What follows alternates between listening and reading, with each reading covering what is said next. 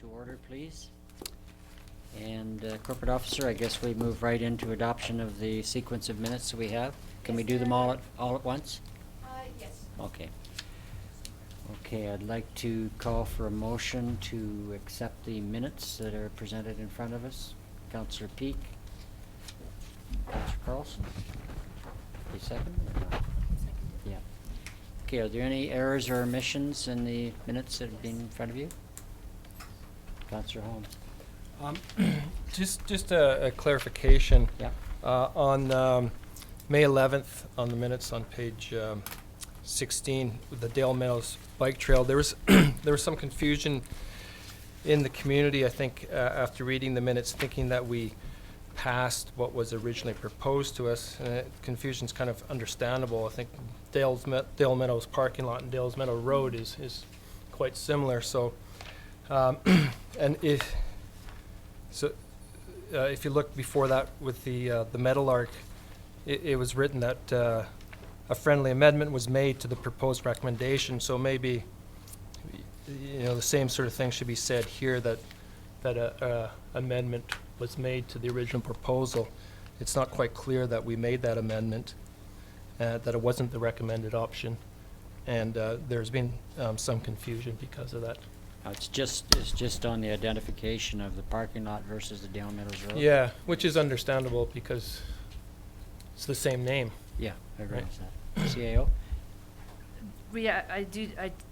I noticed that we did mention that it's a friendly amendment in here, but it actually shouldn't be stated that it's a friendly amendment. It's because that's what amendments, you don't vote on the amendments. They shouldn't be recorded at all. That is then the original amendment. So it's the original resolution when it's a friendly amendment. So it's not good practice to note it. Councillor. Yeah, I'm fine with that. It's just on the other one though, people do look at the agenda and then they do look at the minutes, and because of the two names are so similar, I think a lot of people just assume that we passed what was originally proposed, that we didn't make an amendment on the bike trail, right? Well, we did make an amendment, but if you just read that, I can understand why people might think that we passed what was from Sinclair Road to Dale Meadows parking lot. So it's understandable that why there was some confusion, but it's not, But in the motion that was moved and seconded, that does say the northwest corner of Dale Meadows parking lot. I know, yeah, I understand. it's There's clear no in the minutes. confusion amongst us. Well, it's clear But- in the minutes. It's written down as clearly as you're wanting to state it. Yeah, I'm not saying it's wrong. No. I'm just saying that if you look at the agenda, what was in the agenda, what was the original proposal, and compare it to what we passed, I can understand why there'd be some confusion in the community between the two, the difference between the two. So, So I don't know if that's just the way it is. I mean, that's life. We have to live with that, or I'm just pointing that out. so there's confusion, but it's not wrong. That's right. It's not wrong. And best practice for the minutes is that there's no commentary in the minutes. There is a couple of times in here that it's here and it shouldn't really be in here. It should be the resolutions as passed. The only thing that goes on the agendas is recommendation. So I think speaking to the fact, to clarify to public now is what sufficient? council should do. Okay, thank you. Okay, any other errors or omissions? So that explanation we'll have to do. Thank you. So hearing none, all in favor? Thank you. Motion's passed. So we're moving ahead to resolution to adopt the agenda as presented. There's no changes, are there? Yes, Mr. Mayor. Okay. Today we received two items of correspondence. The first one relates to item 7.1, which is the petition regarding the Sunday market. And the second piece of correspondence refers to bylaw 2015-17, the bylaw to add local sanitary sewer service area. Okay. Okay, so those are just Those are correspondence those are added. correspondence added. Okay, thank you. So can I have a motion to adopt the agenda as amended with the additional correspondence, please? Councillor Carlson, Councillor Barkwell, thank you. All in favor? Thank you. Okay, we move right into the public commentary opportunity. So there's a 15-minute maximum here, 2 minutes per speaker, please. And you just step forward to the mic, identify yourself. And I'd ask that everybody who comes to the mic, please keep to the 2 minutes so that we can move through our agenda.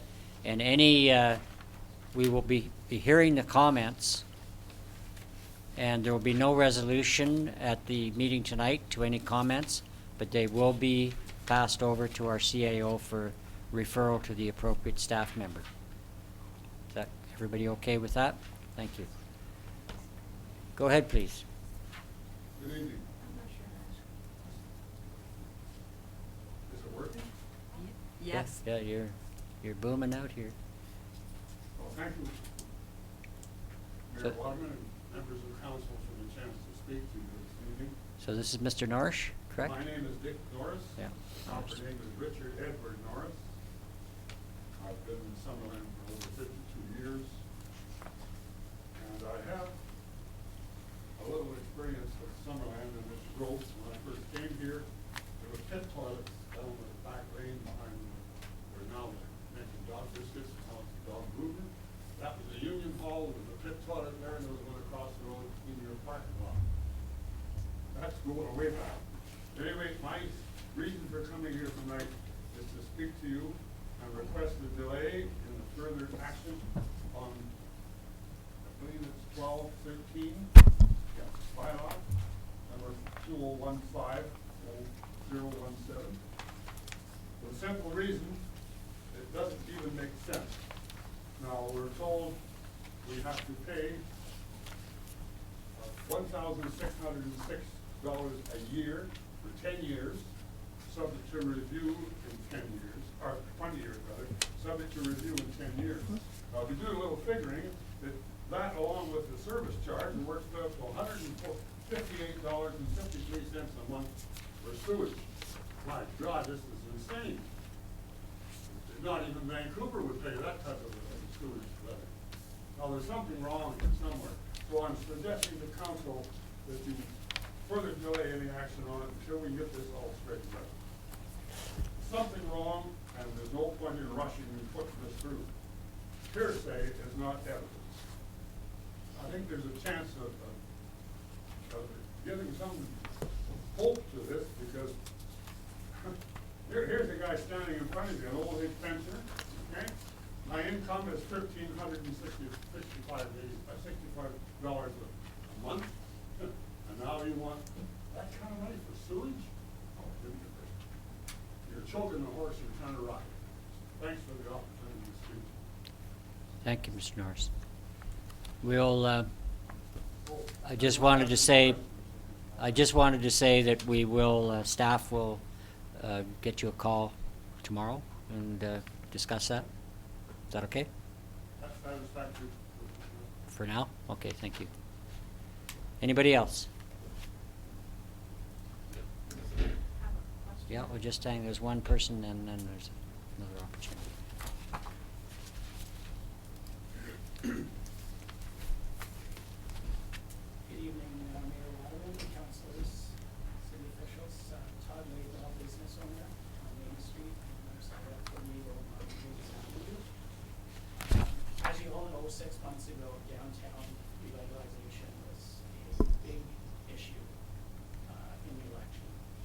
Tonight, we have an opportunity to take a giant step forward in this regard, and this is in regards to the subway bucket proposal. Now, this is a proposal that will benefit more than just businesses on our Main Street. This is something that will benefit our community at large. So, this is something that will benefit our arts and culture, something that will benefit our agriculture, and benefit our wineries, benefit our culinary, and it'll give Summerland an opportunity to go someplace on Sundays and have fun. So I see this as more than just a market. see this as a game changer for our community. Really, really do. We've got Rotary backing. They don't do anything halfway. We have an experienced market manager in Laurel Burnham. We have Bottleneck Drive on board, and most importantly, we have the overwhelming support of the business owners along Main Street. So there is one hiccup, and it's accessibility. There's a parking concern, close proximity parking for one business. The lay of the land on Main Street is 29 parking stalls shared amongst 14 businesses. So there's never really any guarantee day in and day out of close proximity parking. Add the back lane parking stalls, that brings the total to 54. Still, when you divide by 14 businesses, there's no guarantee for close proximity parking. The proposal, the solution that we propose is 10 to 12 designated spots for this one retailer, all within a short walking distance from a rear entrance. We feel that's a fair and reasonable solution, and I just really, really ask for your support on this initiative. It's game-changing. Community really needs a Sunday market. Thank you. Thank you. Yes, ma'am. Do I have an opportunity to talk about the no-post barriers, because it's yellow highlighted when it comes up? Or No, right now. If it's yellow highlighted, you get a chance to speak now. right now? Yep, for sure. Go right ahead.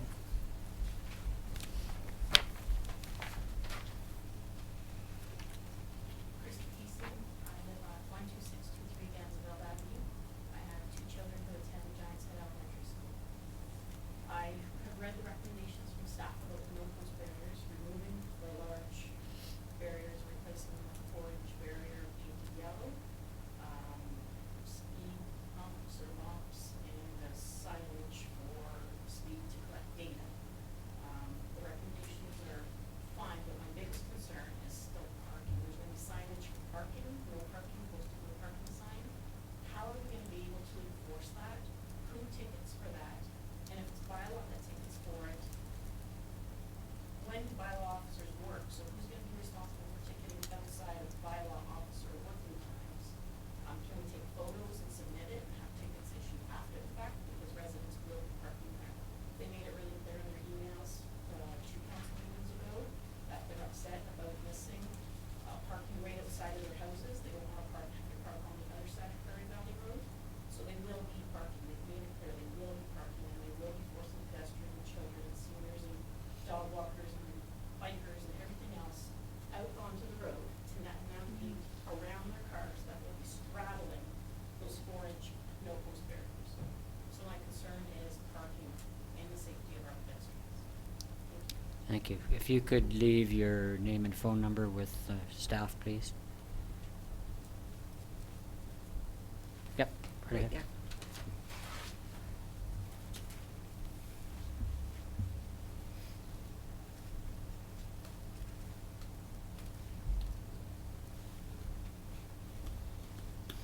Anybody else like to come forward? Strong silence.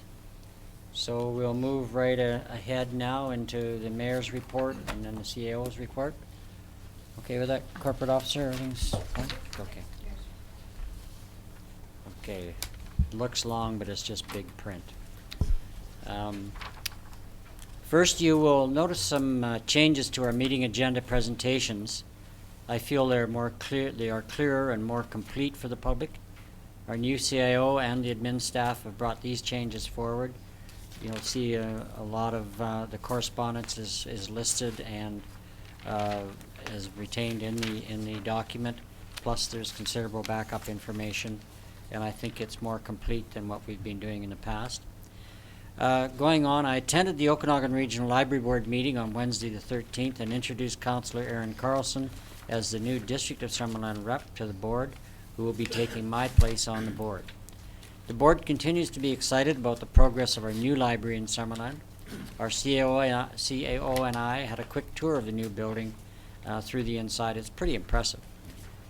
The Thompson Okanagan Tourist Association had a PR event at the Sandman to announce new initiatives, and a direction of particular interest to us is an initiative led by Ellen Matthews focusing on trails and experience tourism.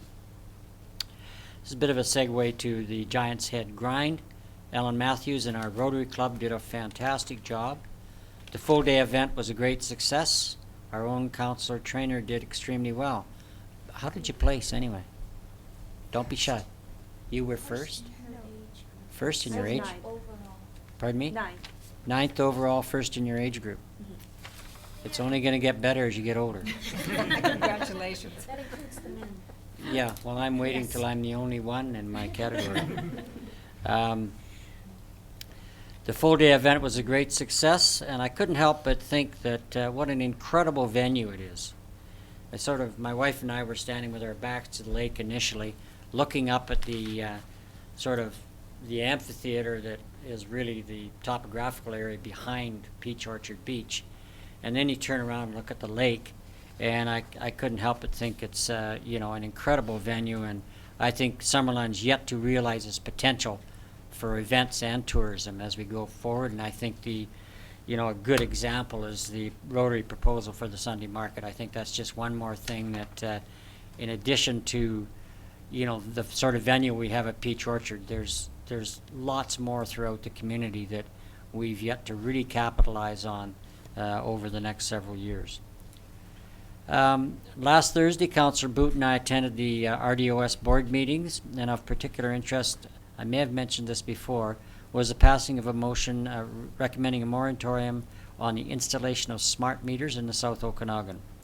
Also noted was a strong monitoring effort to prevent the invasion of quagga and zebra mussels into our lakes and streams. There will be mobile monitoring taking place this year, but a serious border inspection commitment is required immediately by the provincial government. Eradication of this pest is not possible. Once they've invaded our streams and lakes and the water infrastructure, it's done. And it's a tremendous cost to try and clean it up. So actually prevention and preventing them from getting into the province is the key. Also, I attended the Valley-wide Business After Business with our CAO and several councillors on May 20th. This is an annual trade show and networking opportunity. The outdoor venue in the park beside the Coast Lakeside Hotel worked very well, and the weather held beautifully for the event. My wife and I also had the pleasure of attending the annual Rotary Gala fundraiser at the Waterfront Resort. The dinner was excellent, Rock. And we didn't have lobster, though. I actually expected buckets and buckets of lobster. The dining room was filled to capacity, and lawyer Michael Welsh did a stellar job of the live auction. All in all, it was a very successful evening. So I'd like to thank Rotary for that opportunity. Okay, our CAO. I have just a couple of things to make note of, and one item that actually requires some action today. But one of the items that I didn't include on my written report, which I had let our CFO know that I was going to, was each year we need to submit what is called a CARET report. It's for rebate for carbon offsets. It's the Climate Action Revenue Incentive Program with the ministry. In the past, we needed to become carbon neutral, and if by this year, if you didn't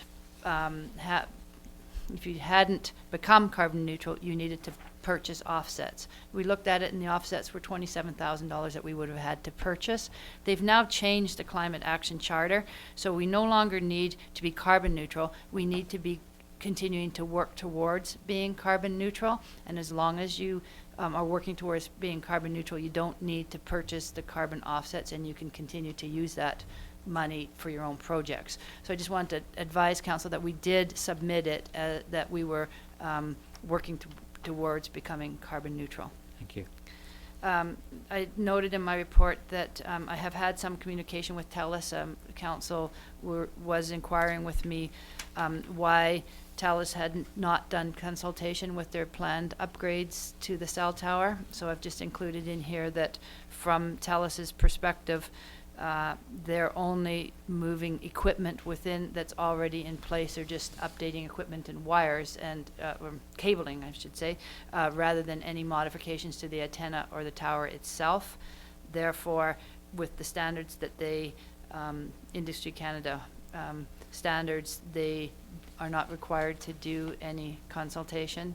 And I've just noticed the safety guidelines that are here, that they inform me. We just wanted to just because Action Fest is coming up before our next council meeting, just wanted to point out that it is on the same day as National Health and Fitness Day.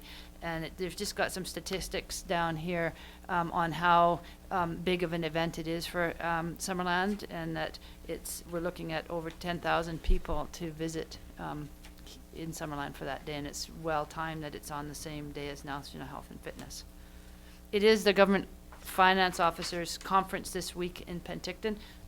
Laurie Coates, our Director of Finance, and our Deputy Finance Officer, we're part of the organizing committee, and they'll be in attendance, and I will be in attendance for part of the time as well.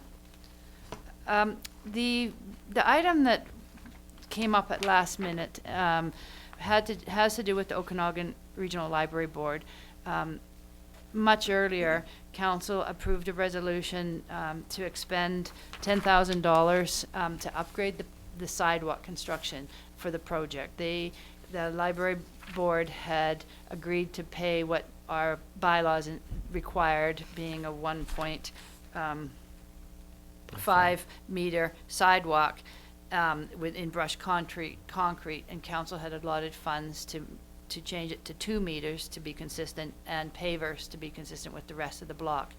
Their qualified estimator at the Okanagan Regional Library is predicting that the amount for this additional work is going to come in much higher than the 10,000, and unfortunately they'll get the request for proposals is out right now. It closes this week.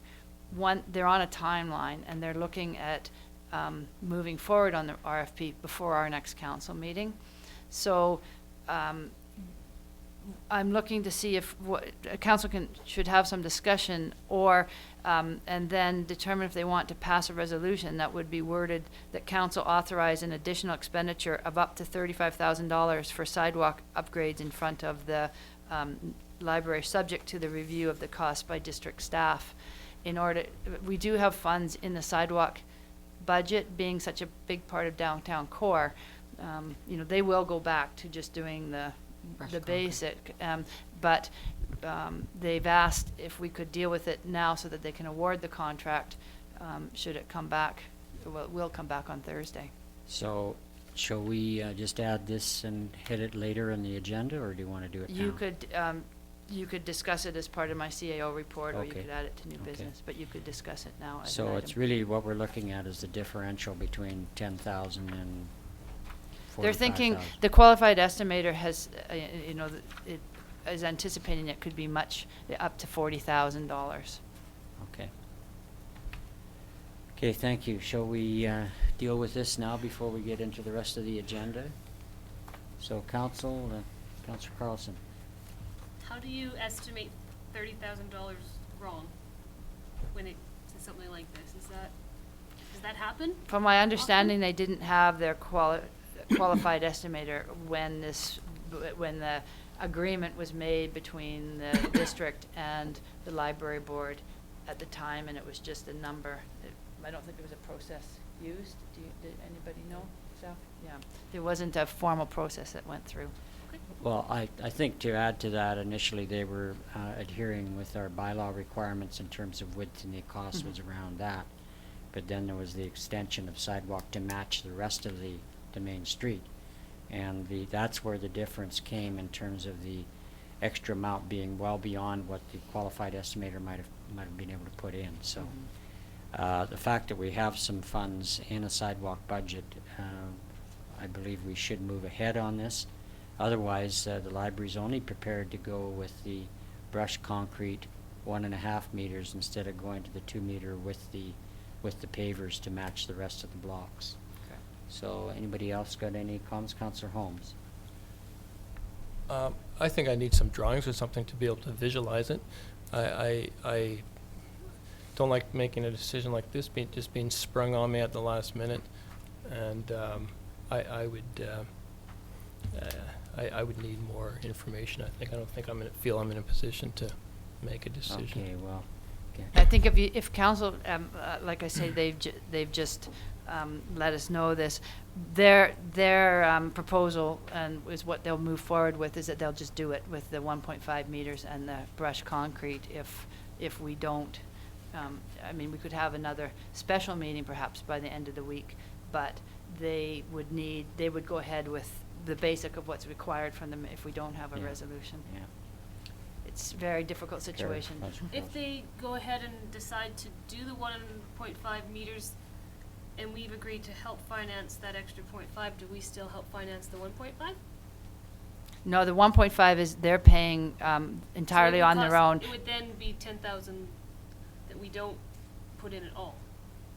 That's right. If we do, Yeah, that's fine, yeah. Okay. right.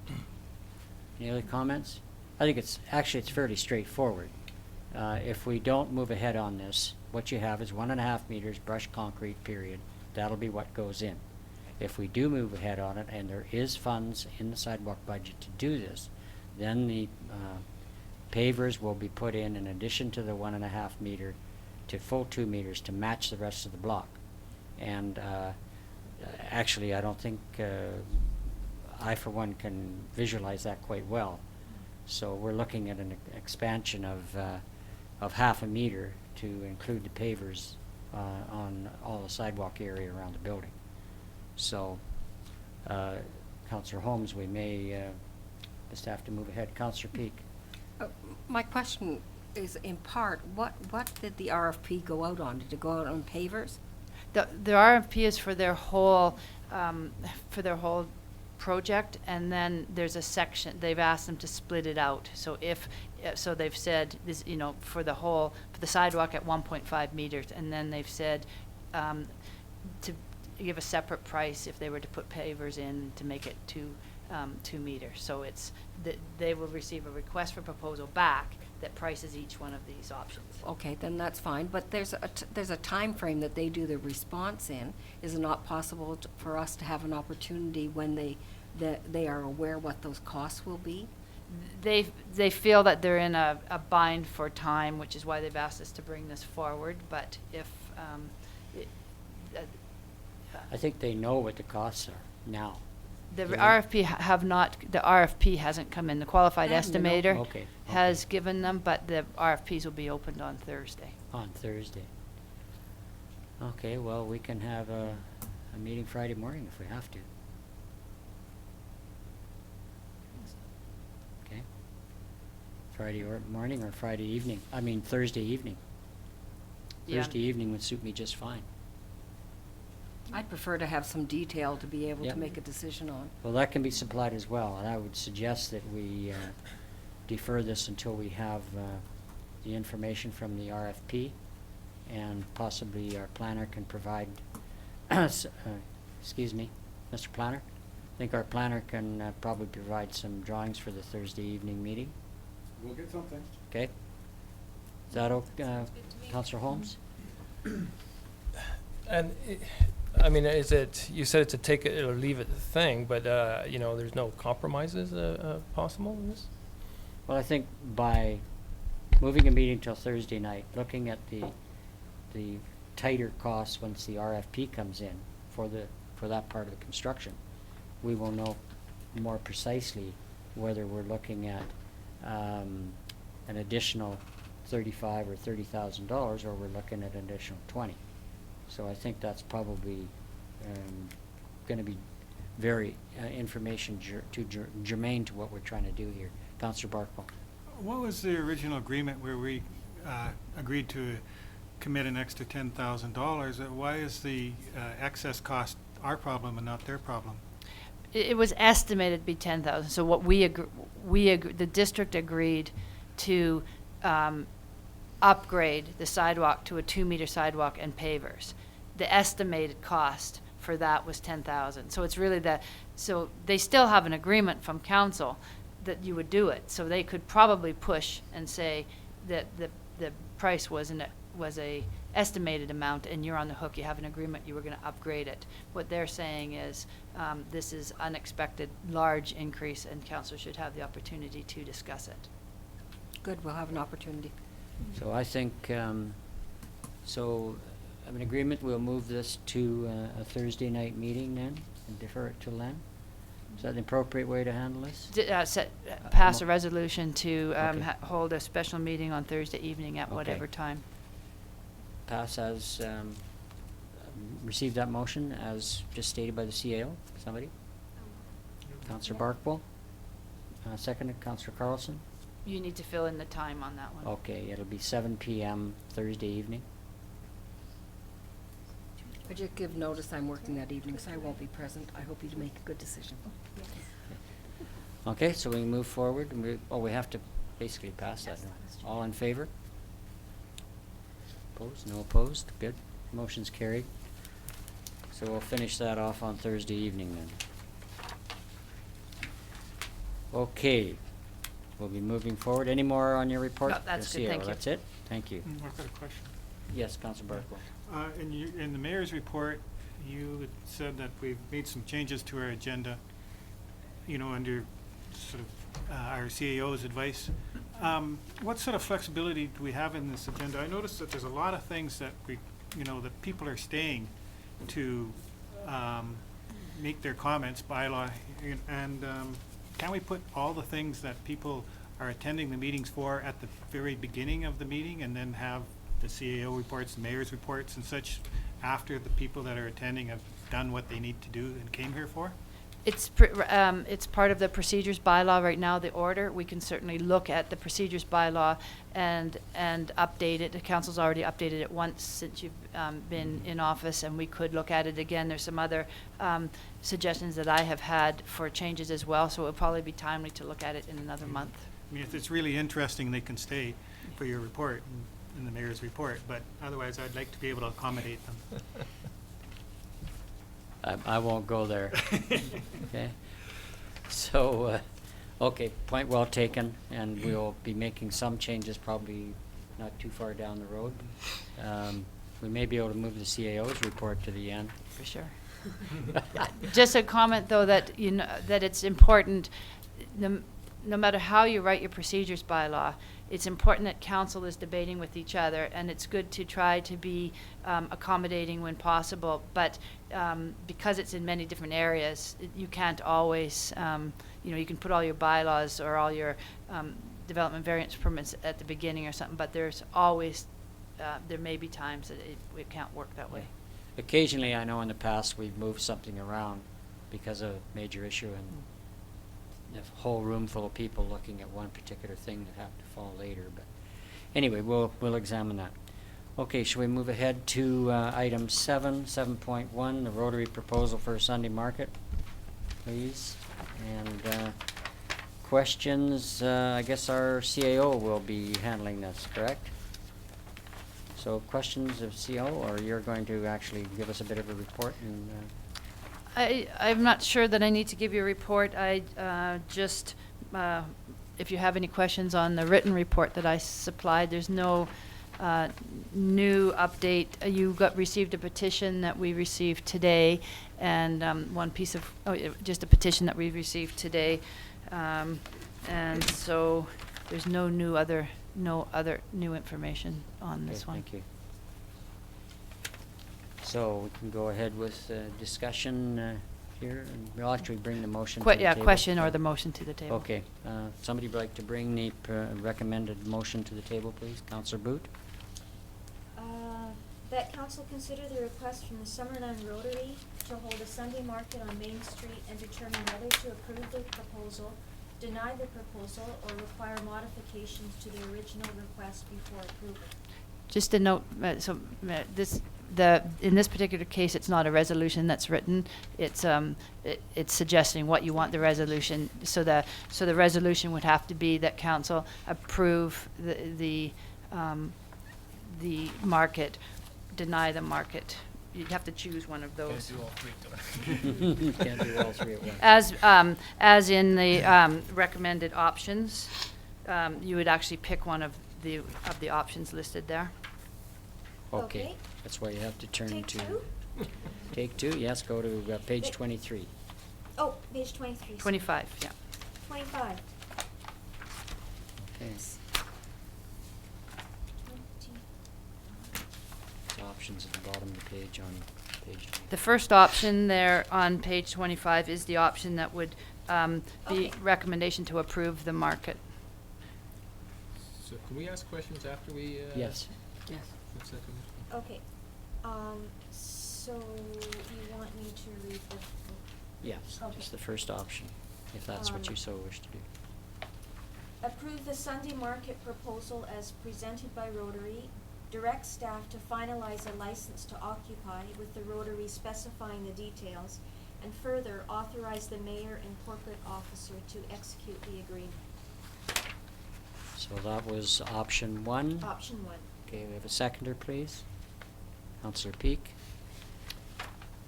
Okay, we're up for discussion on the issue of the market for the Sunday. Who's up? Councillor Carlson? I think this is a really good step moving forward, and I do hope that it brings more people into the businesses, all of those in favor and perhaps those against. My biggest concern is that people coming as vendors to the market aren't bringing stuff that perhaps shouldn't be in a farmer's market or in a market that people are coming in to purchase and support our local economy. So, for example, plastic stuff made in China, if there's a way to avoid that being in the market, I would really like us to try and do that. Things that take away from the people who have storefronts and are already trying to sell certain wares in their storefronts, if we could somehow make sure that there's not those kind of vendors overtaking the space, that would also be really important, I think. I don't know if we have any power over that, but I think it's worth considering. Councillor Peak? Yes, as I understand the proposal from the Rotary, it's for a Sunday market. It doesn't say it's a Sunday farmer's market. And it talks about supporting market highlighting certain things like local farmers, artisans, restaurants, wineries, crafters, local business, youth entrepreneurs, non-profit, local entertainment, and groups promoting Summerland's lifestyle. And they've certainly put forward a pay scale that works within that, so that businesses that are on the thoroughfare don't pay. They have a certain portion that they would be allowed to use, and if they want a second vendor opening, then they pay on it. But I, like you, Councillor Carlson, hope that it's a local market, so that we're looking for people from Summerland and the Okanagan Valley to show off their goods, and that we're not looking for people from Calgary or Vancouver or elsewhere. So again, we're not the ones doing this market, but I hope because we have good corporate citizens that are interested and public representatives, that those are the kind of things that they will be sensitive to when they go forward with this. I make note of the fact that we have a large retailer that has expressed some problems with parking, and as has been expressed both in letter and by a verbal presentation today, that there will be some dedicated parking for that particular retailer. And I think that that's really, really important. I would also like to suggest the opportunity that retailer doesn't have vendors in front of his property, so that if you have vendors, they would work on one half of that area rather than facing that particular retail. I think that's an opportunity, and if staff are going to discuss details with the Rotary, I hope that could be part of the discussion. I think that's another way of accommodating a large retailer who has concerns. It means that they can use their open space, but it wouldn't be have vendors right in front of it. When I look at the frame of a new market is a beginning, and I've done markets, as have other people in this room, and it's always a little bit trial and error. I hope that you have a suggestion box for ideas and critical thoughts, and that remains an open thing on your vendor list, or it's out there for the public, that there's a suggestion box, because public have some really good ideas when you're doing. I've been in markets that have actually changed locations over the years, and for very good reasons they sometimes do that. I think the opportunity to concentrate a market downtown is really great for us, and I'd like to see it have that opportunity. I think it could be very good for the community of Summerland. So I appreciate that the group came forward and presented it. Thank you very much. Any other points? Councillor Holmes? I have a couple of questions. I'm not sure who can answer them, but I'll throw them out there. First of all, who owns the market? Is there ownership of the market? Is it Rotary that owns it? And in terms of who holds the contract with the market manager? So the license to occupy, which is similar to a lease, will be between the district and the Rotary Club. The market manager is entirely the business of the Rotary. Okay. And has the Chamber of Commerce given support for the market? They did give support to the market, but we haven't received any written support, but they've verbalized their support. Okay. And just one comment, if I will. Yeah. I just want to also address Home Hardware. I think Rotary, the overtures Rotary has made to Home Hardware is more than fair. I think it's, they've bent over backwards to try and accommodate them and their concerns. I really appreciate that. And I think I'd like to see a year from now, Home Hardware saying, well, actually their business has increased on Sundays, because it's different than the car show, because this is attracting people coming to spend their money on Sunday, so it's I think they'll benefit from it. I'd also like to point out that in our strategic plan, where we have in our strategic plan that we're looking at the use of making better use of our back alleys, and that north side of Wharton Street is in actual fact a back alley, and so this could actually create a spin-off benefit. It could stimulate an opportunity for us to work to give those stores that have that front both Main Street and Wharton Street an opportunity to have two front entrances, and there could be then this concern wouldn't be there at all. So I support it. I think it's fantastic. It's exactly what this community needs. Thanks. Councillor Barkle? I just wanted to confirm that the resolution concerning that market has proposed includes these mitigation measures that you have on page 24. We will include that in the license to occupy. Yeah, so that's for sure, that's included. Okay. Well, hopefully business will increase. Any other comments or discussion? Councillor Trainer? I think that this is a really great initiative for Summerland, and I think it's great that we have a community group like the Rotary who's willing to take this on. And I agree with Todd when he said that Rotary doesn't do something unless they're putting everything they've got into it. So I think that they've done a really great job so far. We definitely have nearly all of the businesses in town are supporting this, and they're behind that. I think that this is a real boost for our town, and it's going to add new energy to downtown, brings people together, and it certainly helps local businesses. I think that with this market, the businesses on Main Street, in my opinion, come first, and then Summerland businesses, and then perhaps the Rotary might consider a catchment area for the rest of the vendors, so say Kelowna down to a Soyuz, or Peachland down to a Soyuz, or something like that, so that we still kind of have a local Okanagan feel. I'm happy with the consultation process, and this is going to be a little bit of give and take over the next while. I think that there's going to be kinks to work out, but as long as there's a willingness to negotiate and be patient, I think that this is something that could be really great for Summerland, and I think if we didn't give this a chance, we would be missing a huge opportunity. Oh, I have one more thing to say. With regards to our official agreement with the Rotary Club, what does that look like exactly? Because they asked for a couple things here, like having staff time on Sunday, so I just wanted to know what that looks like. We have gone through all of those lists. The staff time, there won't be any additional staff time. We have a summer student on duty that day, but any of the, if there was an electrical issue that blew a fuse or something, it would be on call with our on-call staff, so that license to occupy will list all of those details. Okay, and then what about leaving space for Home Hardware's parking? Will that be in the agreement Yes. as well, or okay? Yeah. Okay, thank you. Anything else? Okay, I'd just like to throw in my 2 cents worth.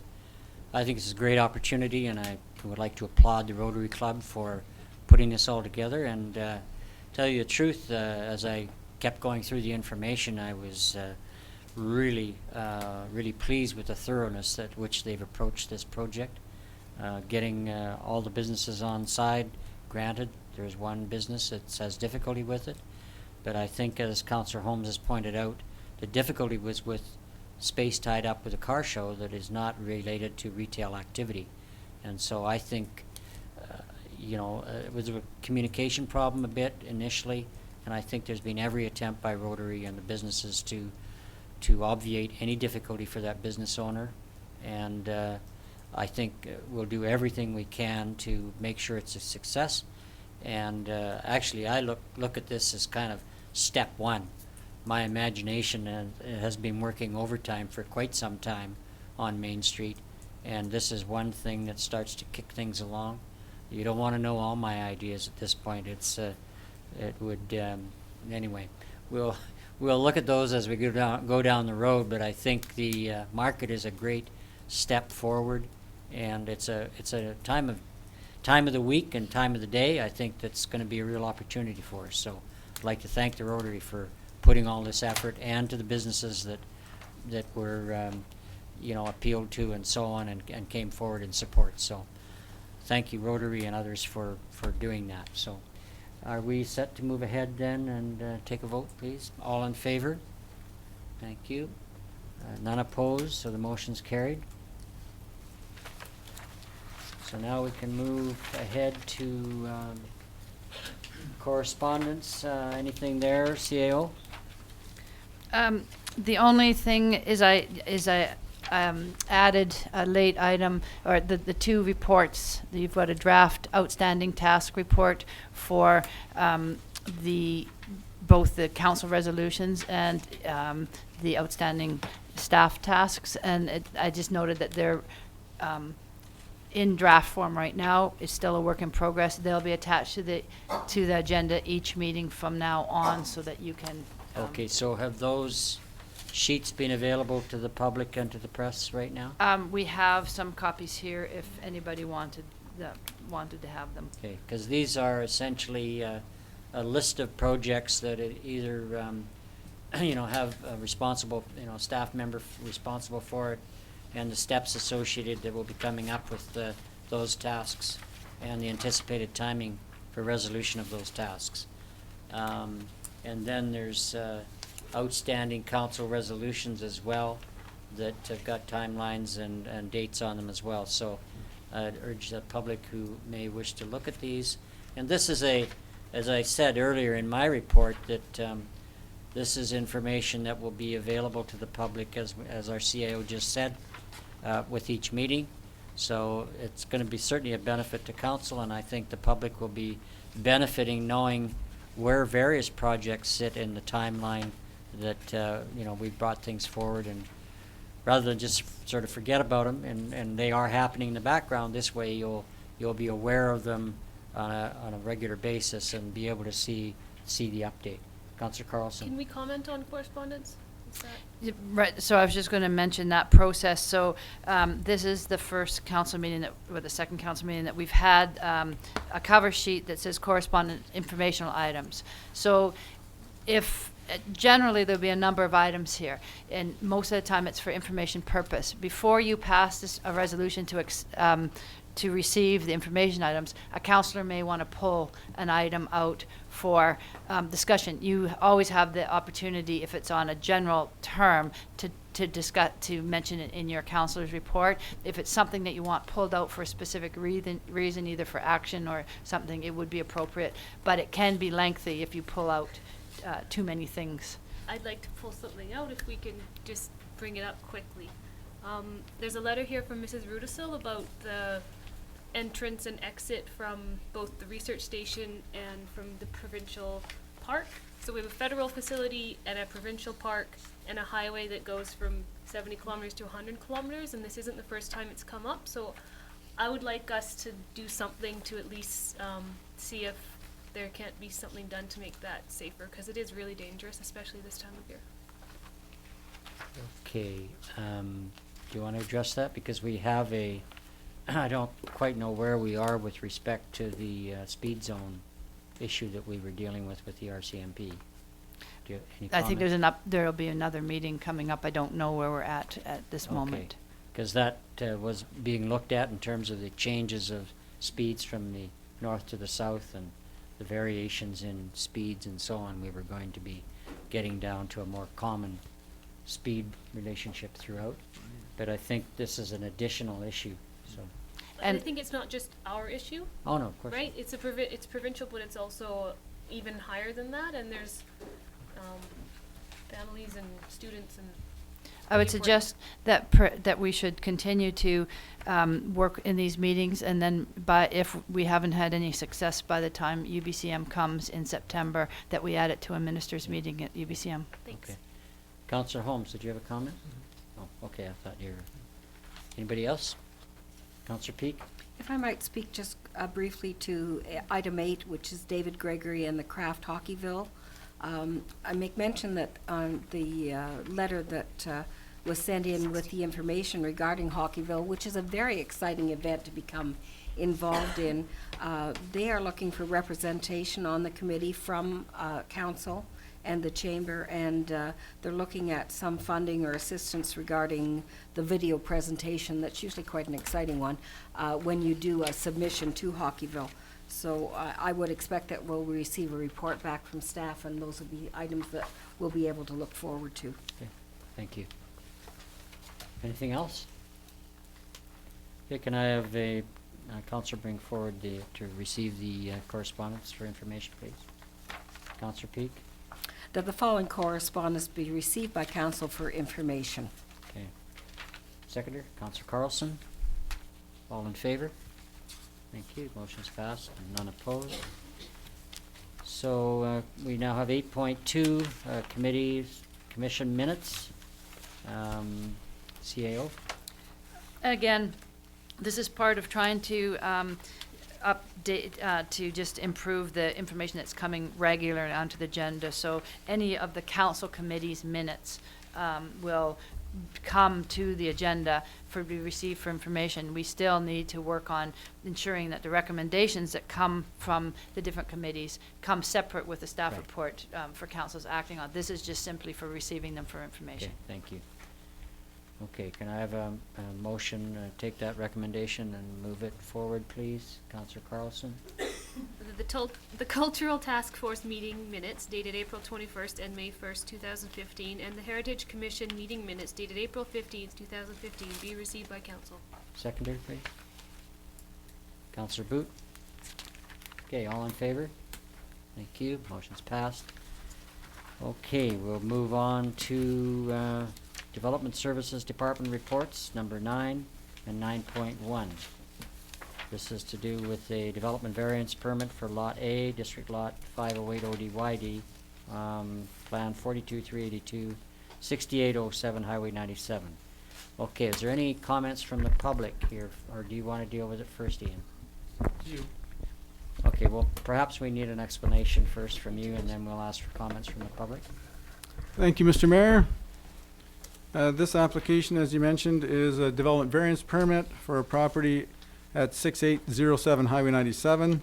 The property is currently the home of the 8th Generation Winery, approximately 5 acres in size, zoned agriculture and located within the ALR. Currently on the site, there's an existing winery and a single-family home, and the applicants wish to convert the home in the bottom left of the property into a wine tasting room. And the setbacks for houses, single-family dwellings, differ from the setbacks for a winery. And a tasting room is part of a winery, so if you want to convert an existing building that had a separate use once to a different use that has a different setback, then of course a variance permit is required. So in this particular case, they want to convert that home to the wine tasting room. And our bylaw requires a 15-meter setback from Highway 97. And the A1 zone requires a 30-meter setback from a side property line. And that large setback on the side property line is essentially to deal with agricultural uses that can be noisy or odorous. In this particular case, they want to use the existing home for a wine tasting room. It doesn't appear that that would be particularly noisy or offensive. And so, provided there's no concerns from adjacent neighbors, the staff are recommending support of the application. Thank you. Okay, questions from council of staff, please? Councillor Peak? Has there been any correspondence received on this particular item? No, the notices have gone out as per our requirements, and haven't heard anything as of today. Thank you very kindly. Councillor Boot? Thank you. The information that we have says that the owners reside in Penticton. Is the house vacant then? I'm not certain, but the applicants are in the gallery, so they may be able to answer that question. Is that Okay, appropriate? yep. Would the applicants like to speak? Come forward, please.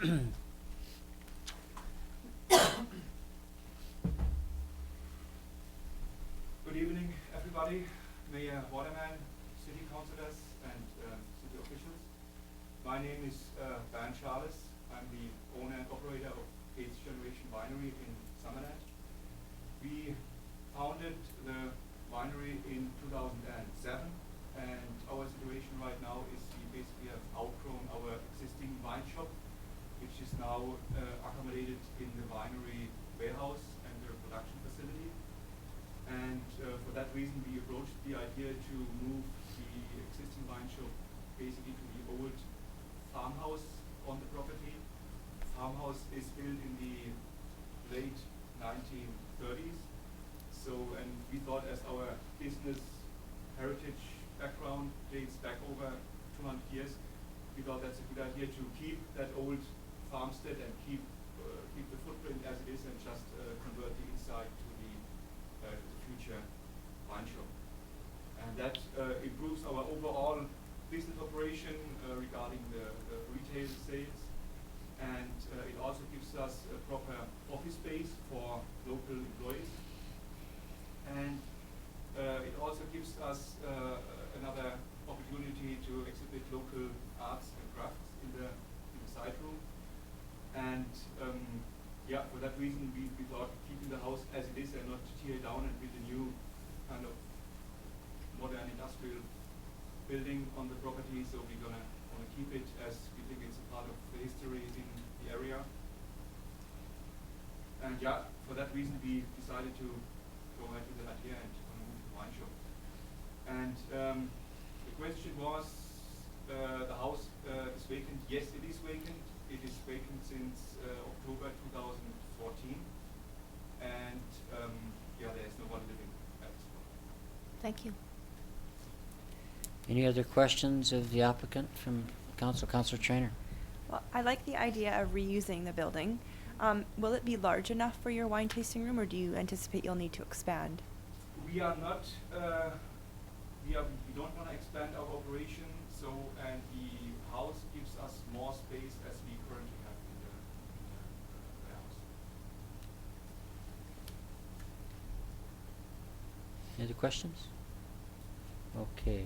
I'll just- Councillor Peak? Just the parking that you presently have, that will work for you in the location of the home being the center? Oh yeah. Yes. If there are any issues with parking, our front yard is basically as big. I can get a 53-foot trailer pulling in, turning around, and getting out. So Okay. plenty of room. It's a good entrance. You can see that it's easy to get in and out of. Thank you for being here today. Any other questions of our planner or the applicant? Okay, can I have the motion brought forward, please? Councillor Barkwell, Development variance permit to vary section 8. use the mic, please. Sorry. We're sharing. I move that a development variance permit to vary section 8.1.6B and 4.7.1 of zoning bylaw 2000-450 to allow a winery to be located in the existing building 9.75 meters from the front property line and 3 meters from the side of the property line on Lot A, District Lot 508, ODYD, Plan 42382 be approved. Seconder, please. Councillor Peak. Okay, further discussion? Councillor Carlson. Just in terms of wording, does it matter that it says a winery as opposed to a tasting room? If- I don't know if in the their winery is the big warehouse. Does it make a difference?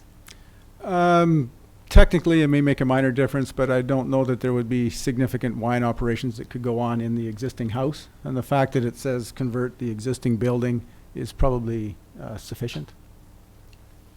We do a friendly amendment to make it a winery tasting room and offices. Okay, do you hear that? If necessary, I think we might.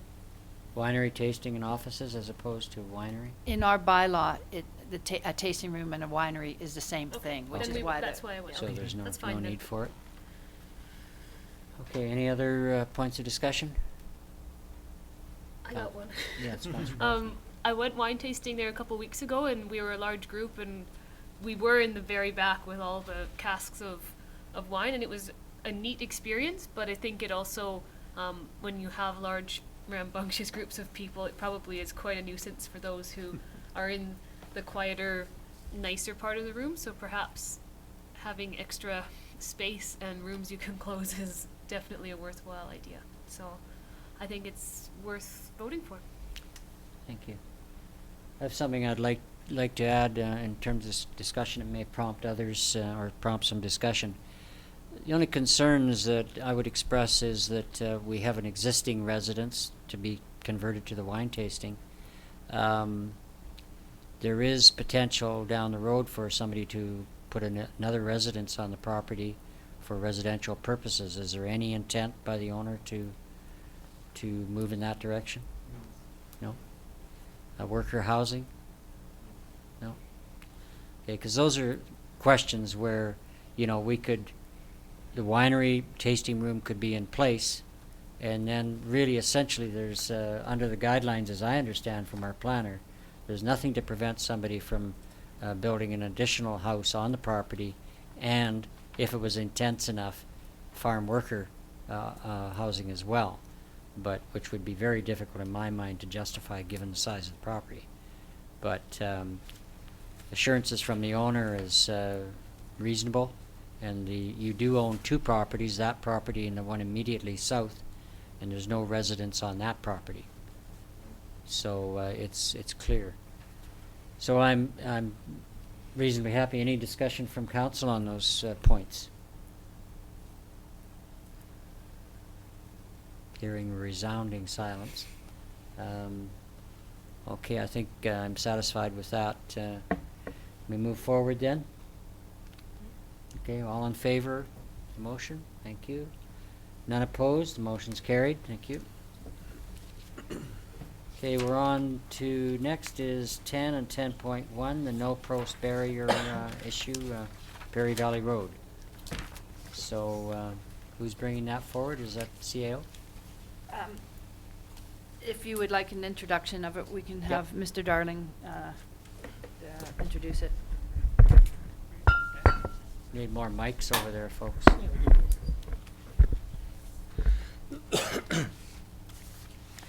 Mr. Mayor, this is to deal with the no post issue on Prairie Valley Road. In 2014, we did some upgrades for safety, and it included no post barriers, and immediately after they were installed, we received a petition from residents and also a lot of correspondence that people were concerned about the look, snow plowing issues, on-street parking, driveway accesses, and children walking on the barriers. We discussed the barriers with the two schools in the area, and they're in favor of safety improvements, but not necessarily the no post barriers. And we also talked with ICBC, and though they favored the no post barriers just because of their deflection capabilities. At a council meeting on April 27th, council referred the issue back to staff for further review. We arranged a neighborhood open house to provide the public with an opportunity to comment on it. And the open house was attended by 17 residents, which doesn't sound like a lot of people, but there's only 25 residences involved, or 17 residents, and there's only 25 homes involved, so that was a good turnout. We presented 8 ideas that we had that for possible solutions, and they are outlined on the table 1. We asked attendees to put sticky notes on each of the ideas to tell us what they thought of them, and some of them were very explicit of what they thought of them, which was good. We thought the open house was very successful. The comments were great. There was good constructive discussion. We also asked them to pick out of a list of 15 design criteria what they felt was the most important, and it turned out that speed was the most important aspect that they were concerned about, and then access through their driveways. It was clear from the discussion that residents are willing to wait for the full urban standards that had been done in Phase 2 on Prairie Valley Road there in front of the schools, and they're also willing to do a low-cost resolution in the meantime, but they just do not want the no-post barriers. Of the lower-cost options, the residents' preference was for a low asphalt curb painted yellow, and as shown by the design criteria, 3 suggestions for reducing speed were suggested: installation of speed bumps, installation of more speed limit signs, and purchase of a solar speed monitoring device that will inform residents of the speed they are traveling and collect data that can be used to support other safety initiatives. And the idea of that device is that it would be fastened to a pole, so we wouldn't have to have staff, there while it's being used, but we would be able to quickly take it off and put it in other areas of town. We support these suggestions and feel that they would be implemented within budgeted estimates. The existing no-post barriers can be easily removed, and we would just place them in inventory and use them for other projects where they might be needed. And the financial implications is a total of $23,000. You'll notice that we put a 4-inch asphalt curb so everybody realizes how tall it is. I think one of the things that came out of the other problem was that we said they were low no-post barriers, and what we considered low and what the public considered low were two different things. So we put in here that it will be 4 inches and it won't be over, so that they know what they're getting. We're recommending that the no-post barriers installed along the north side of Prairie Valley Road from Saunders Crescent to Dark Road, and from the west driveway edge of 11716 Prairie Valley Road to Cartwright be removed and replaced with a 4-inch asphalt curb and no parking signage. There is a section in front of Dark Road and in front of that house that the resident has asked to remain. There was an accident before I got here, so 8 or 9 years ago, I believe, where 2 people were killed. They drove into the house and they were sleeping, and 2 people were killed. So we have had barriers up there in the past. They've just asked that they not be removed. I did talk to some people at the open house, and they were not opposed to that. They were just more concerned about just the no post all the way along. We're also recommending that 2 speed bumps be installed to reduce speed in the area of Giants Head and Montessori schools. And we're not suggesting speed bumps, like the sharp speed bumps that you see in some locations where you're actually almost stopping traffic. We're talking about the wider ones that will reduce speed but should not cause any difficulty. We talked to the fire department, and they're in favor of them. They don't see any problems with them. I know there has been questioned in the past about fruit being hauled through that area and whether they would be any hindrance to that, and I don't feel they will. They'll be the wider ones. There is one installed down in Trout Creek by the school down there, and it's been very successful. So that's the idea that we're looking at. And we're also looking at for approval to purchase a solar speed monitoring device to collect vehicle data and speeds on Prairie Valley Road. And alternative to the recommendation, council could direct staff to implement one of the other options outlined in Table 1. Councillor Carlson. When would the barriers that are currently there be removed and the work be done? At the end of the school year or before? The main issue is just to find a paving contractor. As soon as we can find a paving contractor that can do it, then the work can be done at any time. It's not going to be a long job. I mean, we could probably remove the barriers in a day and then do the paving the next day, so it wouldn't be considerable. We could put out temporary, like those orange no posts that you have, and we could put those out temporarily for a day or so and get the work done. So I don't think it has to wait until after the school year. Thanks. Councillor Boot. I just have a couple of questions, primarily on the solar collection. How does it collect information, and how are you able to use that information?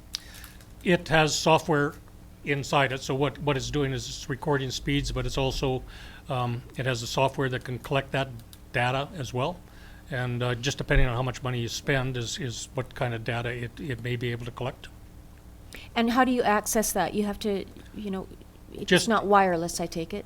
No, it probably, again, it depends, but everything's wireless nowadays. So I'm sure you could go with an iPad or a iPhone or whatever.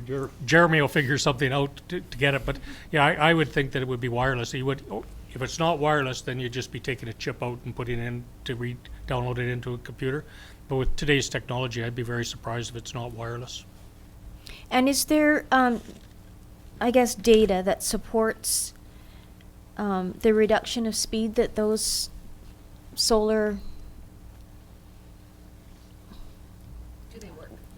Yeah, really, do they, Yeah, go ahead. yeah, is there empirical data that suggests that they work? There's absolutely I know it data. slows me down. There's absolutely data. The reason that we're recommending using the portable ones that attach to the signs is because they are movable. You can use them at different places in your community. Because what is proven is that if you have a sign in the same place for a long period of time, the effectiveness is decreased, absolutely. But it's the RCMP also highly recommend the use of them in general situations Good. as well.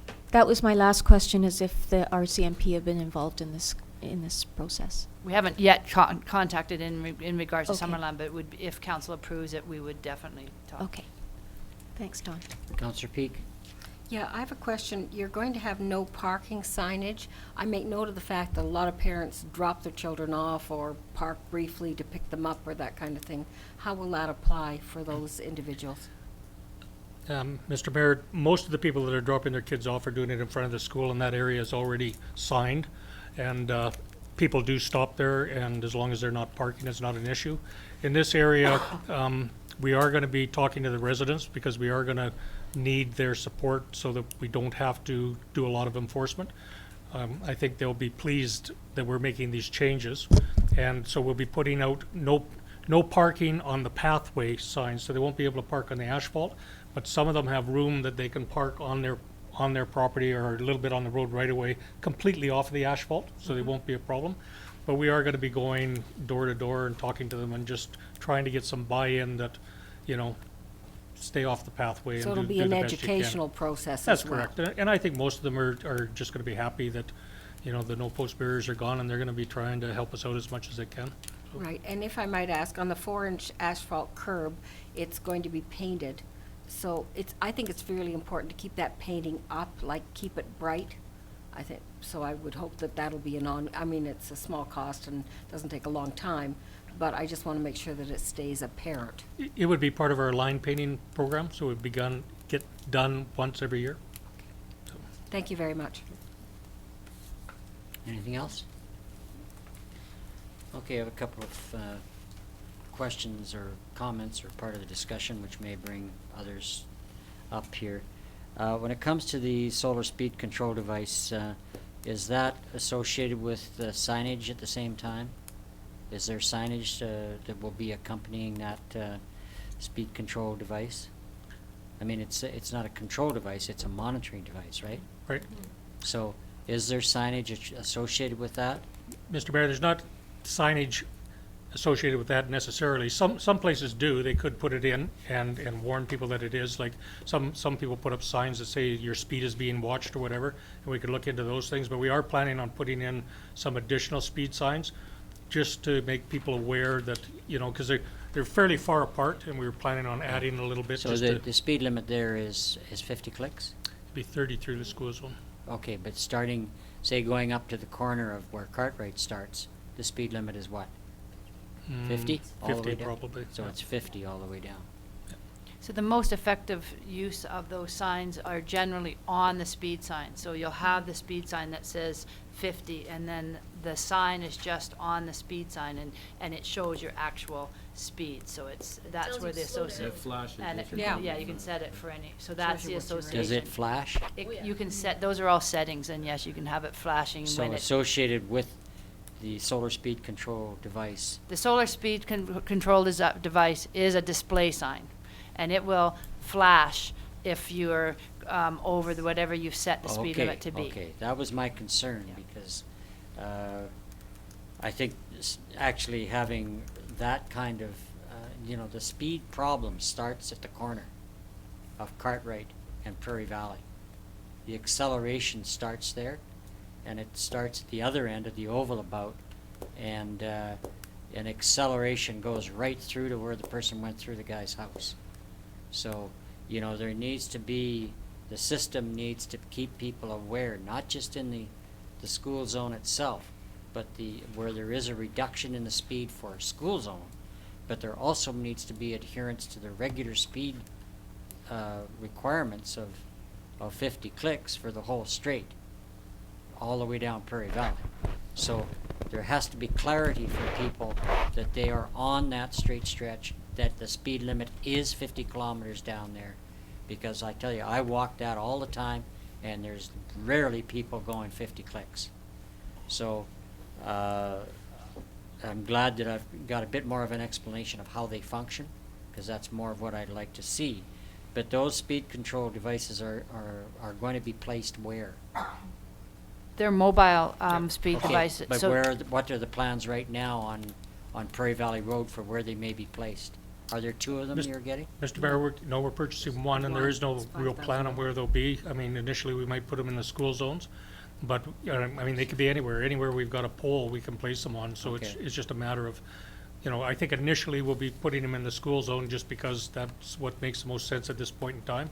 But they are mobile, so we can put them wherever we feel it's necessary, and if we want to slow the speed down coming off of Cartwright, we could place them further up the road to do that as well, but Yeah, they're, it might be good to be looking at moving it around up and down Yeah, and- the Prairie Valley Straight there as a way of warning people that there is a speed limit.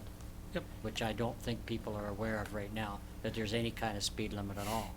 And Mr. Mayor, may I add that on that note, we talked about them being able to capture data. Yeah. And one of the big uses of it for the district is that if you place it in wherever it goes, and your data proves that you have an enforcement issue, then that's what you have material to use to the RCMP to show that you do need additional enforcement. Or other times there's a thought from the public that there's speeding going through a particular area, maybe somewhere else, and you can use it and to actually have empirical data on that. Okay. Okay, now the other question I had, Councillor Booth, you go ahead, and then I'll bring mine up. I'm just wondering on the cost of the one solar speed monitoring device signed for $5,000, because it's not our responsibility to enforce the speed limit. I'm just wondering if there are options, maybe, for some joint funding for that particular device. From the RCMP, you mean? RCMP, ICBC, anything that's kind of traffic enforcement related? You won't get funding from RCMP for it because they have their own program. There are sometimes service groups in municipalities that will provide funding for them Like when they hear Community of Speed Watch and that kind of thing? those things, and we, we haven't looked into that at all. It's not so much enforcement; it's education. That it's the safety. The purpose that the district would be approving it is for safety of on the roads. But we could certainly Just, look to see if there's anything that's available, any community program with ICBC or something. Yeah. Thanks. Don, Yeah, Mr. Mayor, Public we're in constant contact with ICBC over safety issues, and they actually have been very responsive to giving us funds to assist, but they never pay 100% of the cost, so I'm sure once this is approved, we would be going to them and saying, is there any funding for it? And it may open up an opportunity that we could purchase two instead of one or whatever. They've helped us out on a lot of different projects that we've done so far, so. Good to hear. Councillor Holmes and Councillor Carlson. Yeah, that's basically what I was going to ask. I mean, shouldn't we have two of these, one in each direction? To me, I think the electronics displays, they work. They really do work to slowing traffic down, because it's your speed is up there displaying to the whole world how fast you're going, you know, and it's embarrassing when when that thing is flashing, right? And it's, you know, Carmi and school, and, you know, they're outside the schools in Penticton now, and you know, for the same reason. So I'd like to see you know, one in each direction. I'd also like to ask, is it possible, are we able to extend the school zone? Are we able to reduce the speed limit through there to 30 for a longer distance? Mr. Mayor, I'm not sure if we can or not. We'd have to look at the regulations. There's a traffic sign regulation, so we just have to look at what that could be and how far you want to extend it. I'm not, you know, if you extend it out, are people going to start to ignore it? You know, if it's shorter, is it better or not? But we could look into that and see if it could be extended. Okay. Councillor? And sorry, and also for the speed bumps, I'm glad to hear that the wider ones, I think they work much better, and they're also quite effective when you put a crosswalk over top of them too. You know, you've seen that quite often as well. So I just want to, where would they be located? Mr. Mayor, we haven't decided on that as of yet. There is 2 crosswalks there, and they might be the ideal location. We just have to take a look at them and to see how they relate to the, you know, to where the school is, because one might be a little bit too close. But if they are outside of the crosswalks, they are marked so people can see them. There's painted markings on them so that you know they're there. There will be a sign warning people that they're there, so it's not like they'll just be stuck out in the middle of the road and blend in. People will be able to see them. So, Is Prairie Valley Road part of the provincial network, highway network, as it continues all the way out to Summerland, Princeton, or not? no. Okay, so there's no higher level of anything required? Councillor Barkle? Where did you say there's an example of speed bumps on a road? We only have 1 speed bump that I know of that's out on the road right away, and that's at the school down in Trout Creek, out in front of the school there. Yeah. So there's no other examples? Can you think of anything in Penticton? I mean, this is an arterial road. I just can't imagine having a speed bump on this road. They're all over Kelowna. On a main road like this? I think we're going to get a huge volume of complaints about this in Summerland. And I would add, we as staff had quite a discussion, because it's my history with municipalities that speed bumps, that you do not use them unless they're at a last resort. And we had some discussion on this particular one. I mean, the bigger, wider humps make quite a difference. It does create difficulty it can create difficulty in snow clearing, and for emergency vehicles, our fire department is supportive of these. In some cases, the safety it offsets but they generally do become controversial once you decide to put them in. And Okay, I'd like to weigh in on the speed bump issue, if I might. I actually don't like the idea at all at this point. I think being, as Councillor Barkles pointed out, it is a major arterial where you've got logging trucks, etc.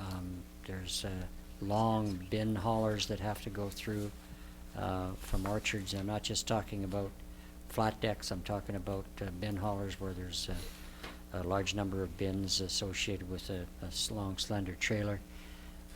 What I'd really prefer to see is a graduated approach to this, and I think with additional speed limit signage, the speed control devices, and your low asphalt curbing, I'm thinking perhaps we should take a look at that and see how that moves, how things go down the road with this. I'd rather see the speed bumps used, as our CAO just mentioned, as a last resort. I don't see putting everything in place at once is the answer. I'd like to leave the speed bumps off the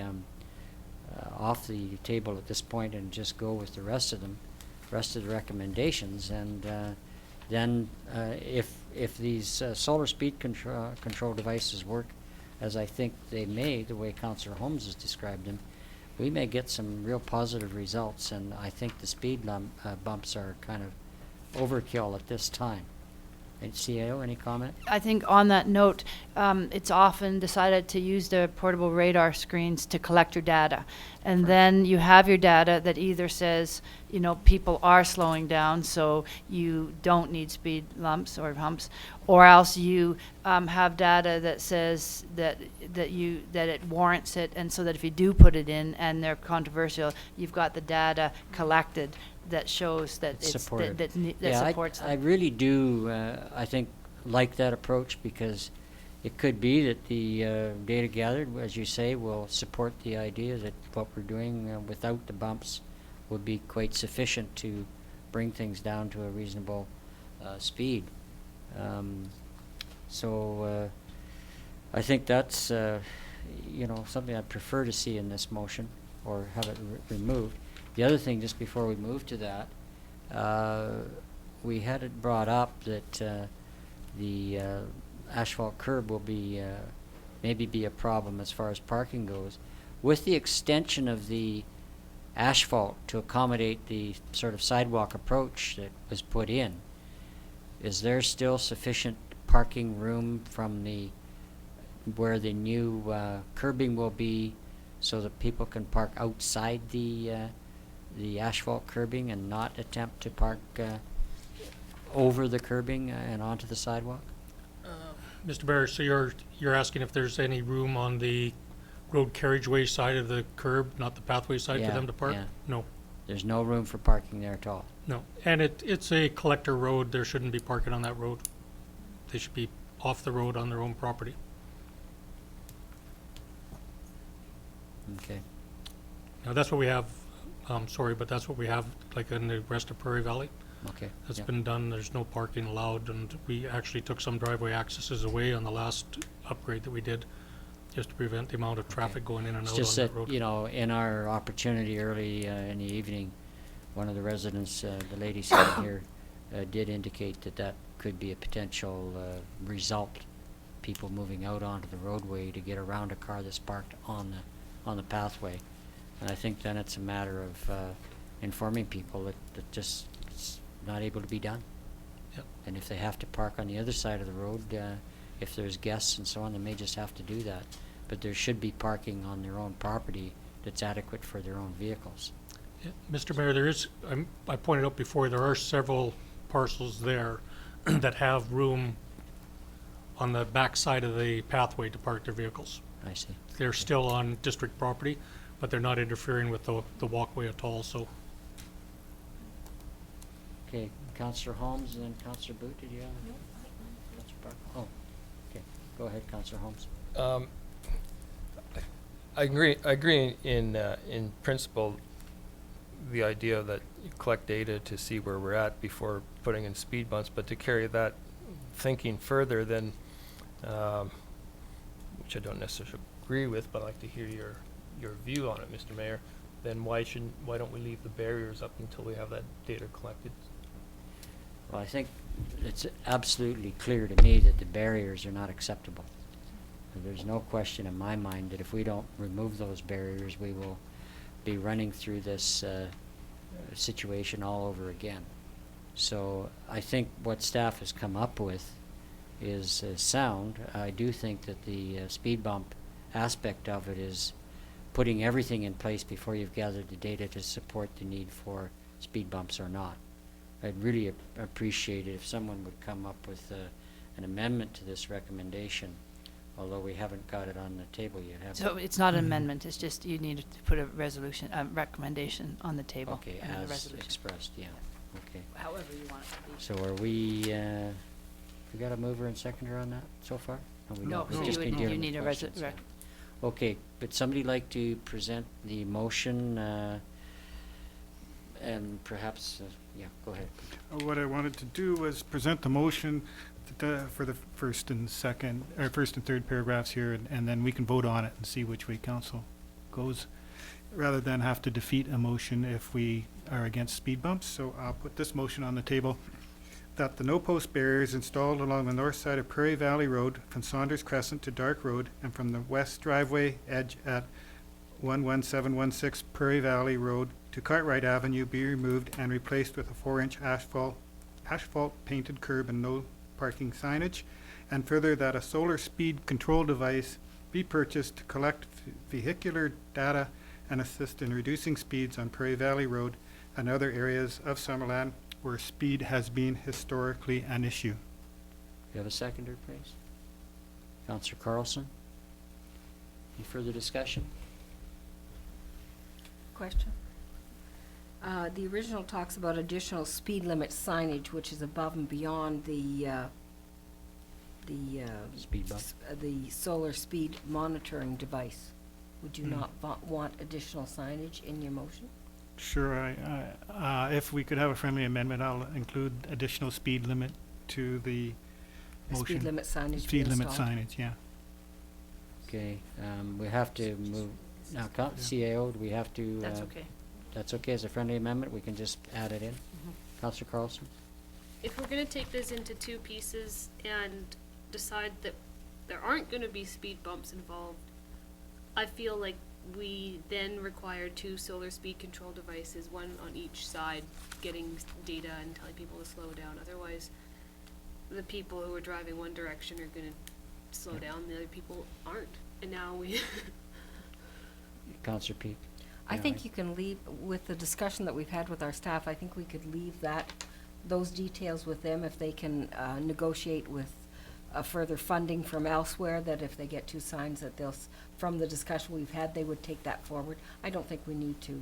Well, Councillor Barkle? And also, if we get 1 or 2 and they really love them, then they can come back and say, we need to put another one in the budget.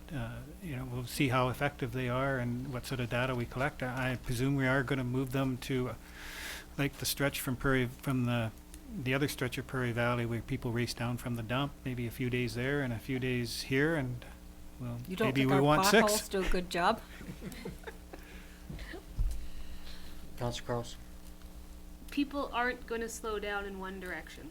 They're gonna see the signs and then it's not gonna make a difference if you don't either put a flashy or have something on the road that makes them slow down. They're only gonna slow down in going out or coming back in the other way. That's just the way that the people are. I mean, we're not fixing any problem by only doing this part way. We're taking away the big barrier, putting in a little barrier, and that's all you're doing in one direction at this point. And that's not good enough. Councillor Trainer? I agree with Councillor Carlson. When you're in Penticton on Carmi, they do have them in both directions. So when you're going up to the hospital through the school zone, you get warned, and when you're coming back down, you get warned. So I do think that they need to be in both directions to be effective. Okay, what I'd like to see then, because this is, I think what has been presented with the additional speed limit signage and leaving out the speed bumps in the motion. All we have to do is suggest that the financials can be adjusted, that the speed bumps disappear, which was a cost of $3,000. So that leaves a difference of $2,000 for an additional device, for a solar speed control device. And if we have any funding coming from ICBC, perhaps we can reduce that requirement for financial commitment even further. So right now, if we do 2 devices, then we're looking at an additional $2,000 over and above the 23. But we may possibly end up reducing that if we can get some buy-in by ICBC.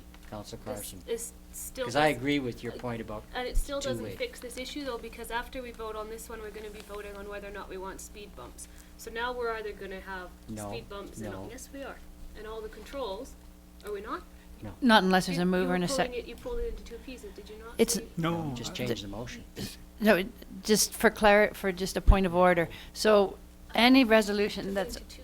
any motion that's on this page is just a staff recommendation. Whichever councillor makes a motion, makes the motion. If it's a seconded, then it goes forward for discussion. There is nothing stopping somebody else after this motion is Sorry, passed I or. misunderstood what Uh, Councillor right. Buckles said. I think that's one of the reasons which, well, you'll note when I ask for a motion, I'm not asking necessarily for the recommendation, because individual councillors may have their own motion that they wish to put forward. So Councillor Peak. Are we attaching funds to this motion? It doesn't appear to me that it was the motion that Councillor Barkwell was making. No, it's just that it's in the financial implications of the explanation. Fine, thank you. Councillor Barkwell. My personal sentiment is that one, to see how it works would be fine, and we're going to, and I expect that we're moving it around, switching it from side to side. But if I believe Councillor Carlson seconded my motion, and if she's willing to do another friendly amendment to the motion, we will add that we purchase 2 speed control cameras and take it from there and vote on that motion. I'll second it if we're gonna agree, if we're not gonna put in speed bumps. I Yes. guess we're gonna have to do 2 speed Yeah, signs. and speed bumps aren't in the Otherwise, I motion. won't vote in favor. The bumps are out. Period. The bumps are not in the motion. They're not in the motion. So, think but that's the what desire the for bumps the additional speed control device is something that you would like to see, and that I think Councillor you Barkwell need said he one or would the accept other, as part of the so- motion. Right? So we have a friendly amendment to Yeah. change it from 1 to 2. Yeah, okay. So are we ready to move ahead on the, Definitely, let's yeah, do it. okay. Okay. So we had a seconder, correct? Okay. Okay, all in favor? Motion's carried, thank you. Okay. So staff will be working with that, and any reduction in financial implications will be appreciated. Councillor Holmes. Could I just make a comment on this issue? Actually, the time for that's all passed. But it's not directly related. It is related, but it's not. Okay, it try wasn't me on related. for size, and if you It's, carry it's, on. it was, it's in regard to the public consultation process of this issue. Yes. I just, Mr. Darling touched on the use of language, that caused some confusion at the outset, that the low-lying barriers wasn't what everybody else could. And I just like to say that, you know, when consulting with the public, use of language is very important. And I even have trouble with the no-post barriers, you know, the idea of describing something that it's not. It doesn't make it clear what it is. And I think we need to be, when we're doing our consultation, we need to be really clear about exactly what it is we're talking about. And these barriers that, you know, I've learned in this whole process are actually called Jersey barriers after the New Jersey Turnpike where they were first put in, you know. So I just want to say that, you know, when we are consulting, we need to be really careful of our use of language so that there's no confusion. I think a lot of this whole thing arose because of a misunderstanding of what people were being told and what they had perception in their head, what they were envisioning was going to be the result of.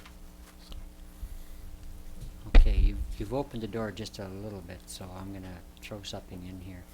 I'd actually like to thank staff for the effort they made on this issue, because things were put in place, they weren't acceptable, and we agreed that we should go back and consult again with the residents, which we've done, and various options were considered by staff and the residents together, and brought forward for tonight's discussion. So I appreciate the way we handled that, and I think that sort of sets a model for, not necessarily setting a model, but we were quite amenable to going back and having an additional consultation to come up with a better response. So thank you for that. So we're going to move ahead now to 10.2, stewardship agreements for Rocky Mountain Ridged Mussel and Western Screech Owl. So we have CAO. Do you want to bring that? I don't think we need to introduce the item. I think if you have questions, Okay. we can. And we've all read the information, and it's just something that would be part of how we handle our foreshore and how we handle the areas that are specified for the screech owl. Anybody, any comments or discussion on this? Councillor Barkwell.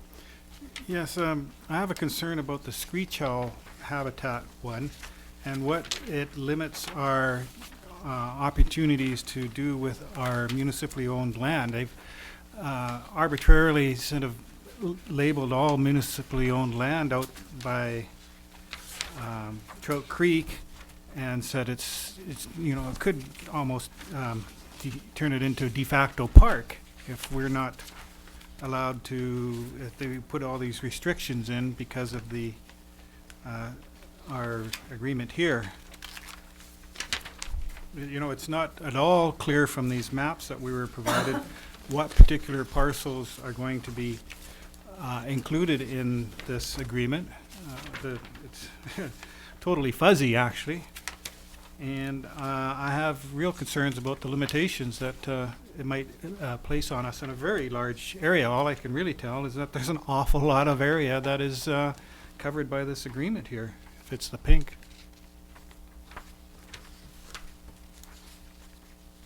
So I think that we need a little bit of more clarification and discussion as just what this agreement means to us. It's not necessarily a totally innocuous agreement we've got here. Mr. Mayor, a lot of these areas that are included in here already require us to hire biologists or environmental professionals to deal with them.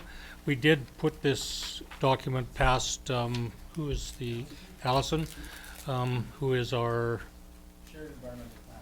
right, with the regional district, and she had some comments and no real concerns with it. We don't feel that it puts any more burden on us than we already have when we're working in these sensitive areas. And but if you want us to go back and get more information, then we'd be willing to do that. Well, I think as you pointed out, when you try and do anything specific, then on a given area, would you also have to get some more concentrated data on that specific area, even within the areas that are earmarked on these maps? Ian, you might be able to speak better on the environmental areas and like where they are and whatever.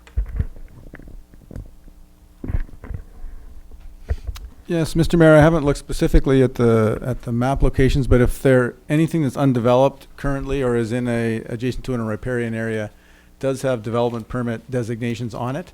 And if you want to do any work in there, you have to have a qualified biologist go in, do an assessment of the environmental values, and then either protect them or mitigate them if you have to disturb them.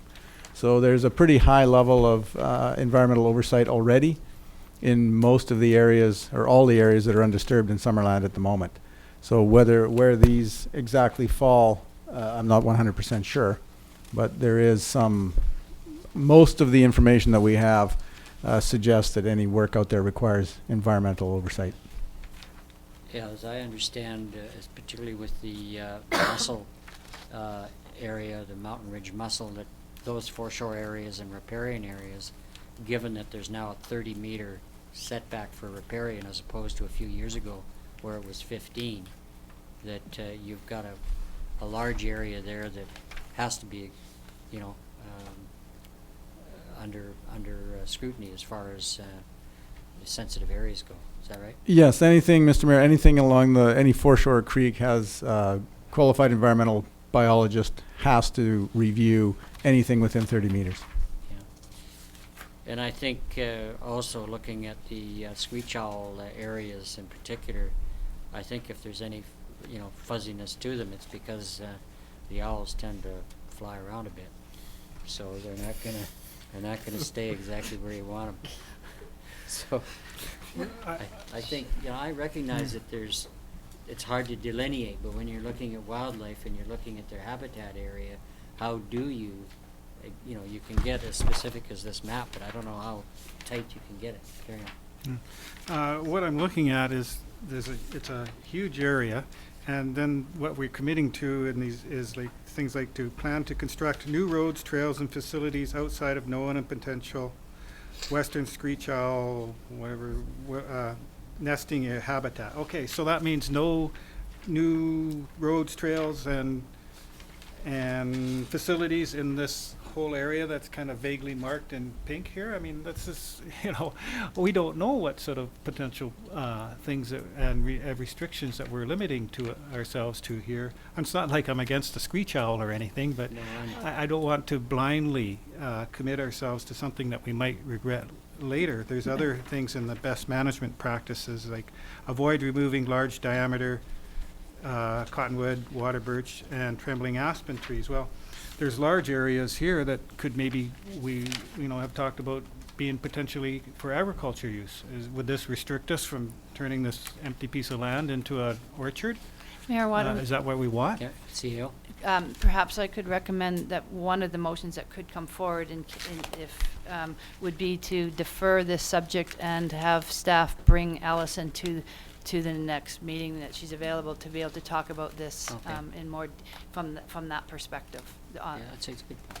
Yeah. Yeah. I apologize for my comments, although I tend to think that we have to live within some of the modern habitat restrictions that we're facing these days, and it is a different ballgame than it was a number of years ago. And I think, but the CAO's advice to have our qualified expert come in and give us a bit of a discussion and allow us to deal with it expeditiously at that time might be appropriate. A little more information and a little bit of thoughtful review by staff and ourselves of what it really means to us. The person who's the their mandate is to preserve wildlife. Mm-hmm. Their priorities might be a little bit different than what council's priorities are, so we can only just hear what she has to say, but we have to decide for ourselves and be cognizant of her position on this when we listen to her. Mm-hmm. Good point. The person that we're talking about is our planner, just, We was the have a person that actually- biologist on staff? that's our shared environmental planner. Mr. Mayor, we do have a contract planner that shares her time between the regional district, City of Penticton, Karamias, and Summerland. As none of us have enough work or enough budget to hire one full-time. So whenever we have environmental issues that are beyond our scope, we refer them to Allison, who's our shared contract planner. She did review this, did make some suggestions. She is very reasonable in her position, and I think that her information on both these issues that are coming forward would be extremely helpful. Okay, thank you. Councillor Traynor was first. Councillor Peak. I just wanted to ask, are these basically just guidelines, or are they things that we commit to? Does anybody know? I'm not really sure. It is a stewardship agreement. Have you had discussions with them on? I guess my question like a is, hot if potato something, out there. if something came up We'll fix that for next meeting. that was specific, could we make, an adjustment if we had to? So we could still use these rules and apply them and practice adjust them if we need to. The way I read the agreement, and I'm not an expert on biology or anything, but I read them. There are outs in here that you just have to inform the other party if you can't comply with what's in the agreement, and then so there are outs in the agreement that allow us to not carry forward with it. So I would say that there are more guidelines and strict, and a strict agreement between the parties. Okay, I do agree that it might be nice to have some more information, but I also think that it's important to protect these endangered species. Councillor Peak. My question is that if we were to decide not to enter into the stewardship agreements, where does that leave us? Mr. Mayor, I believe that if we don't enter into a stewardship agreement, then the jurisdiction would fall under federal jurisdiction. And so we'd be having to comply with federal regulations rather than with this agreement. Thank you. Okay, thank you.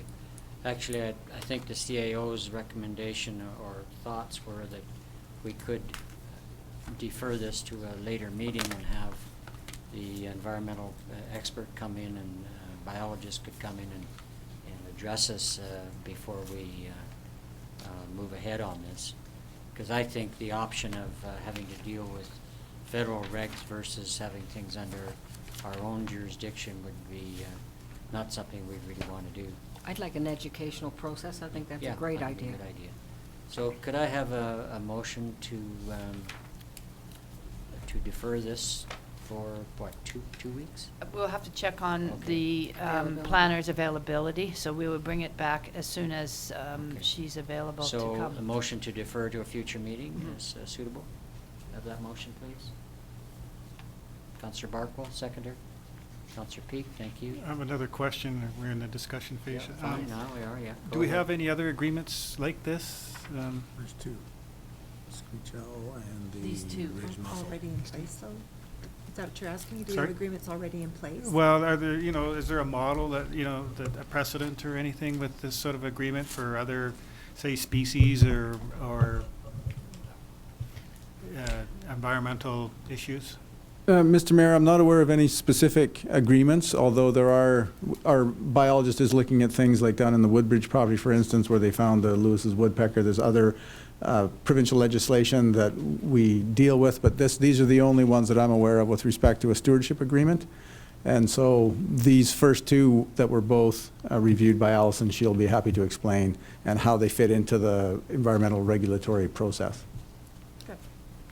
The only other one I'm aware of, well, more specifically, it's not under an agreement like this, but the top of Deer Ridge with Richard Terry's property, that has a whole area of sensitive area for various species that we cannot have development in those particular areas. Is that correct?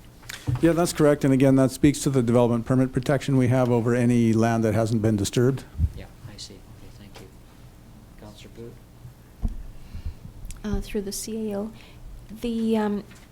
if we were to sign these stewardship agreements, would that mean that it would cover us off for environmental assessments if there was some other, I'm seeing a no. Okay. Sorry, Mr. Mayor, what this would do is specific to the stewardship of these two particular Rocky Mountain mussels and the western screech owl. If you're in a development permit area, you would still have to have an environmental assessment if you wanted to develop something, and that would cover off anything beyond these two particular species. Counselor Carlson? Before we defer this, do we not have two different agreements in front of us? Yes. Are there concerns about the mussels? I mean, can we pass one of them, or do they have to be at the same time in the same motion? Right now, your motion on the table is to defer both of them, but you could.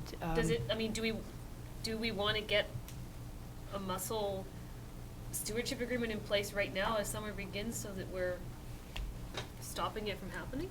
It's a pretty big deal right now in the whole grand scheme of things in this province, and I wonder if it needs to be done now so that we can say we have one and we're taking action against it. These are different concepts. All the muscles completely different. Okay. All right, that's fine then. If you want to split, if we don't want to split them up, we want to move the whole thing for later, Well, then. were you referring to this specific one, or the issue that was raised earlier with the zebra and quagga mussels that Well, are if an they're invasive different- aspect?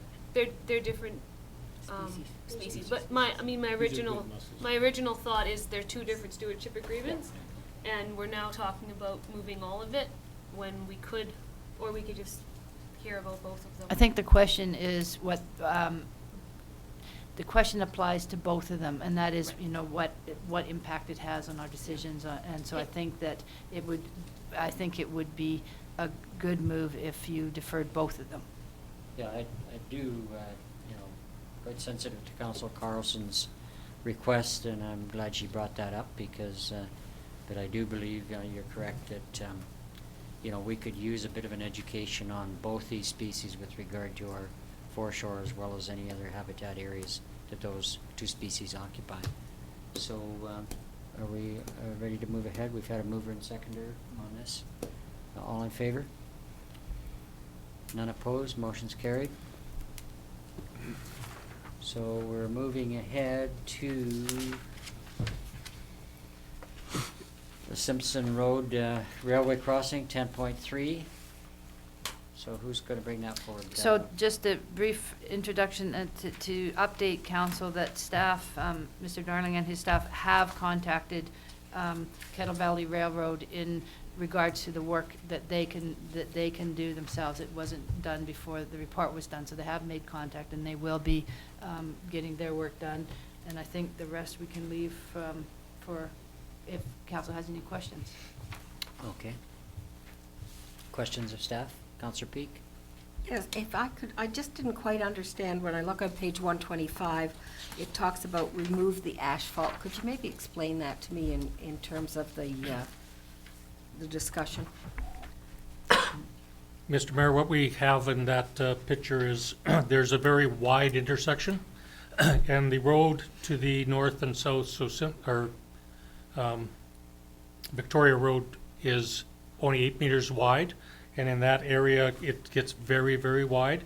And what we want to do is we want to make the Victoria Road a constant 8 meters width and remove that extra asphalt. And what that'll allow us to do is it'll allow us to move the stop line further to the east, so further towards Simpson, off Simpson Road, further towards Victoria Road, which will give us more room between the new Victoria Road alignment and the tracks, so that you could park a bus there. Thank you, I So better understand. it's just a lot of, actually, when we've done a lot of projects, there's a lot of intersections in town that there's a lot of extra asphalt, and we take it out, it slows traffic down, gives you more room, you know, so, and that's just how we're gonna allow us to move the buses further out. Okay, Just thank you as- very much for the I think Councillor explanation. Holmes is first. Did you have a question, Councillor Holmes? How many trains a day does the KVR have going through there in the summer, height of tourist season? I'm not Anybody- sure, Anybody know? I would say 4 to 8 kind of thing. 10 a.m. and 1 p.m. Is that all there is? Right now it's 2. Is it? They shuttle them other times because I Yeah, hear them. I got no idea. I'm just thinking thinking aloud here, but how much would it cost to have a student just go out there with a couple of flags when the train's coming by?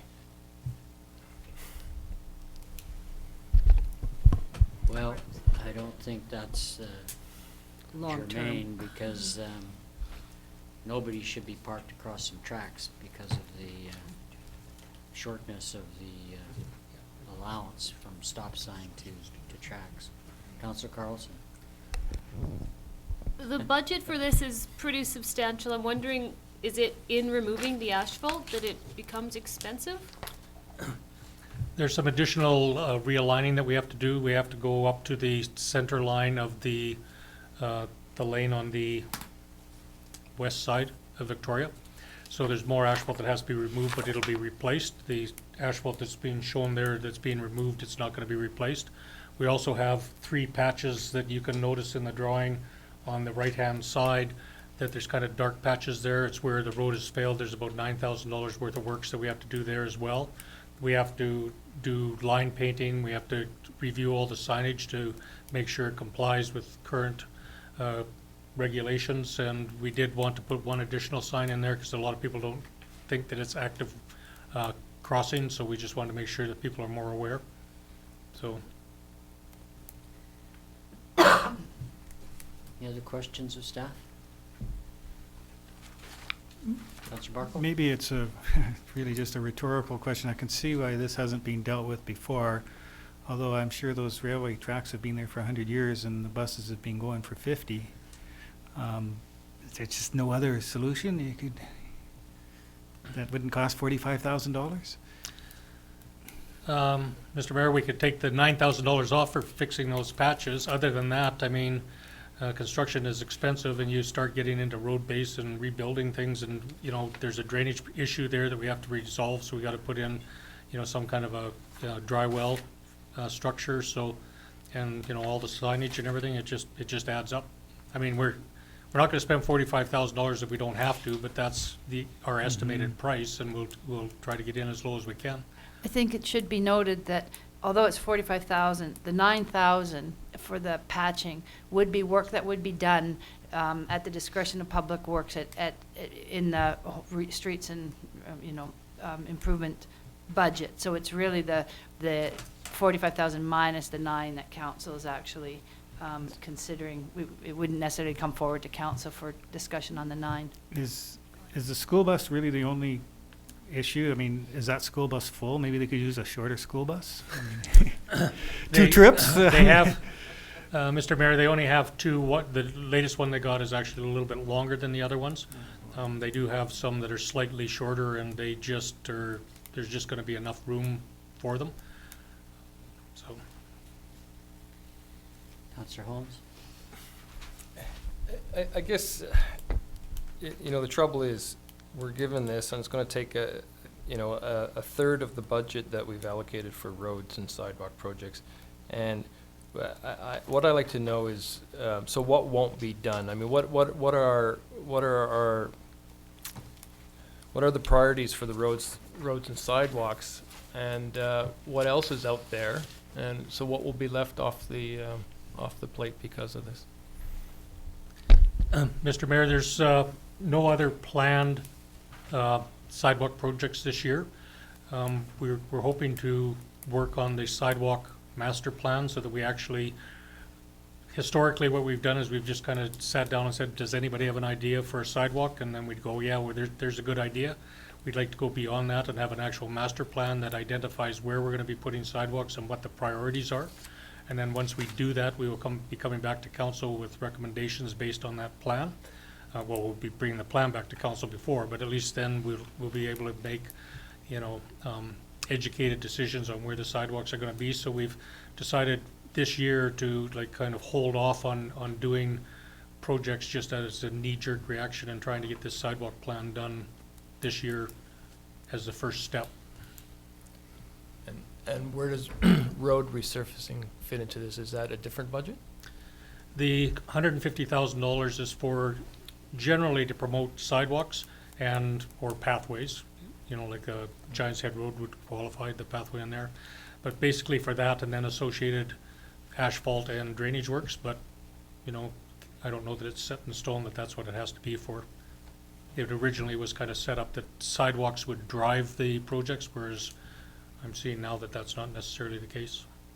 So do we have budget for fixing roads? Or would it come out of this?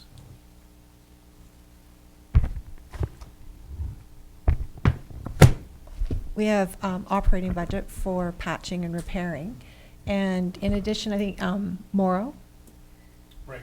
is in Yep. the current year budget, and I do have my plan here.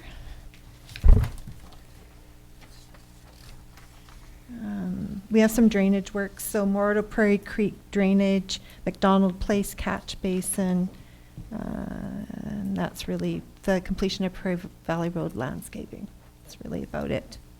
So this 150 that we have, like Don said, was the last couple of years driven by sidewalk needs. And you can tell by the discussion tonight that $150,000 doesn't go too far when you're talking about a roads project. So it really, I think brings that to everyone's attention that there's a very small pool of money available to undertake these works. We have allocated as well, council has decided in past years, and it's been carried forward, allocation of gas tax funds of $425,000 should we find a roads project that ticks the boxes on the strings attached to that money. So there is a larger pool of funds available, but only for road works that would reduce greenhouse gases, that kind of a project.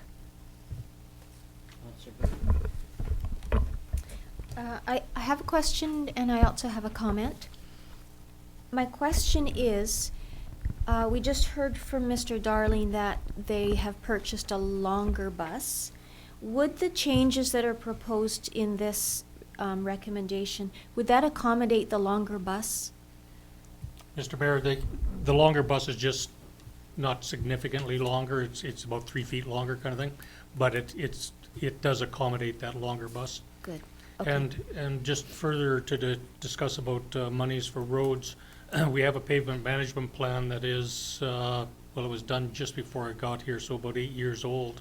And in that plan, it says we have to spend $700,000 a year to keep the roads at their current condition. And, you know, so $150,000 isn't getting us anywhere as far as trying to get our roads even to stay at the same condition. So it is a concern. Yeah, I was there when that budget was brought forward, and I think it was actually a bit more than that. It was 750. Yeah.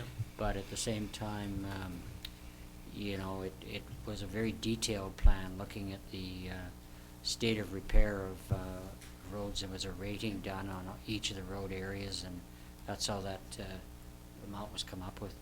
But one additional thing about the distances for buses, you know, the difficulty with the distances between the tracks and the stop signs is not just a difficulty for buses, because as vehicles get in there, you can get trapped a little bit between the tracks and the next stop sign. If there's another vehicle there, you think there might be space, things, they don't move ahead as much as they should, etc. And this will allow for less complications for regular traffic as well as school buses.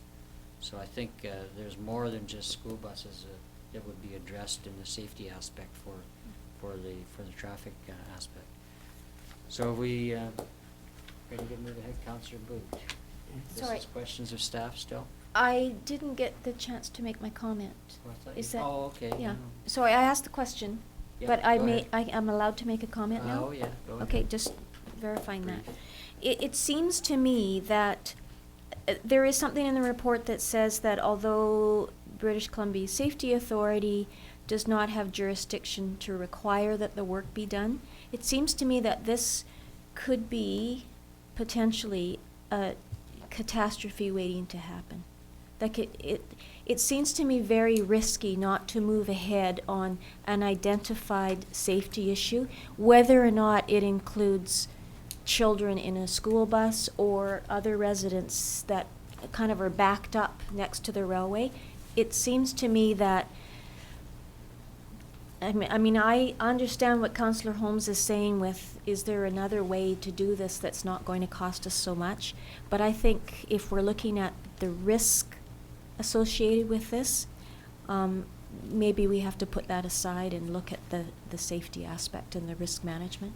And whenever we look at risk management, we look at the matrix of the risk versus the cost, and in this, you know, the likelihood of happening. And the likelihood may be low, but the outcome would be high. So it still is very high up there in a high-risk situation. Okay, and if somebody present the motion, please. Councillor Peak, have you got a... The council passed the following resolution, that staff make the necessary changes to Victoria Road alignment to allow buses to stop on the Simpson Road without obstructing the CN railway tracks, and that staff review the current signage and road markings to ensure they comply with applicable regulations and standards, and further that staff contact CN and Kettle Valley Railway to request the removal of fencing and brush that are affecting sightlines to the north of Simpson Road. Seconder, please. Councillor Carlson. Okay, any further discussion? Pretty much covered it. We have no choice. I don't think we have any choice on this, because once an issue becomes brought to our attention, then you're in a position of a degree of negligence if you don't move forward on it. I agree with you, Mr. Mayor. I think this is a risk assessment, and I think it's one that we'll Yeah, put the it's- money towards. It's not, there's too many examples of railway problems. Councillor Carlson. When this does get completed and finished, I think it will also not just help Simpson Road, but what's the one across the street? It's Logie? The one that goes on a funny angle coming off, it's also Oh, that- quite dangerous there, and if Yes. people are, if it's lined up and changed a little bit to be more current and modern, that's gonna help a lot, so.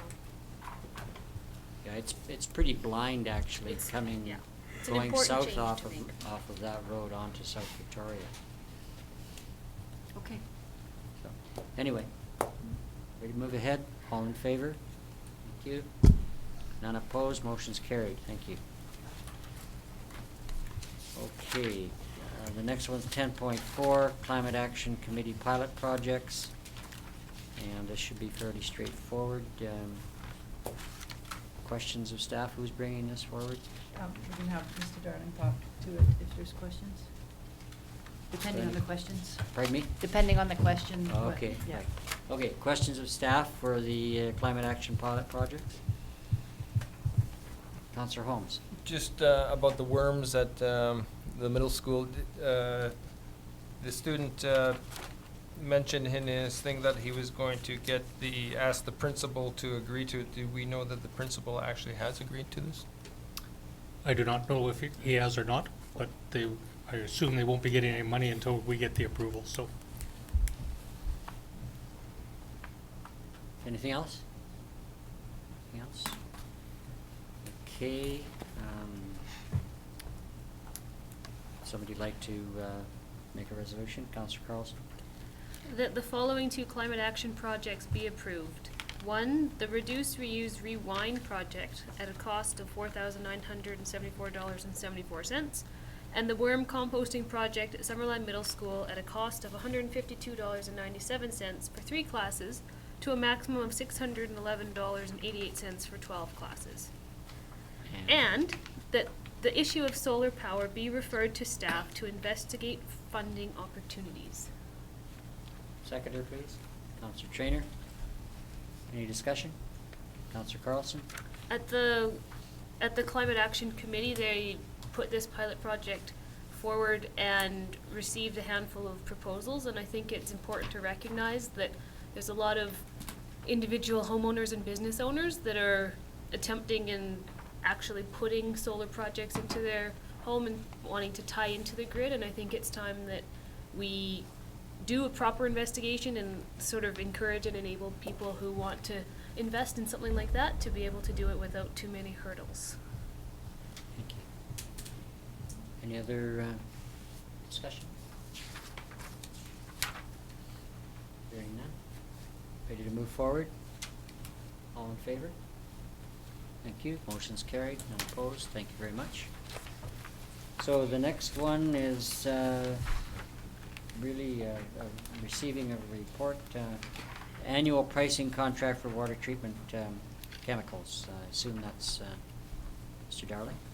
Actually, either the CFO for the finance side of it. This is just strictly to receive for information.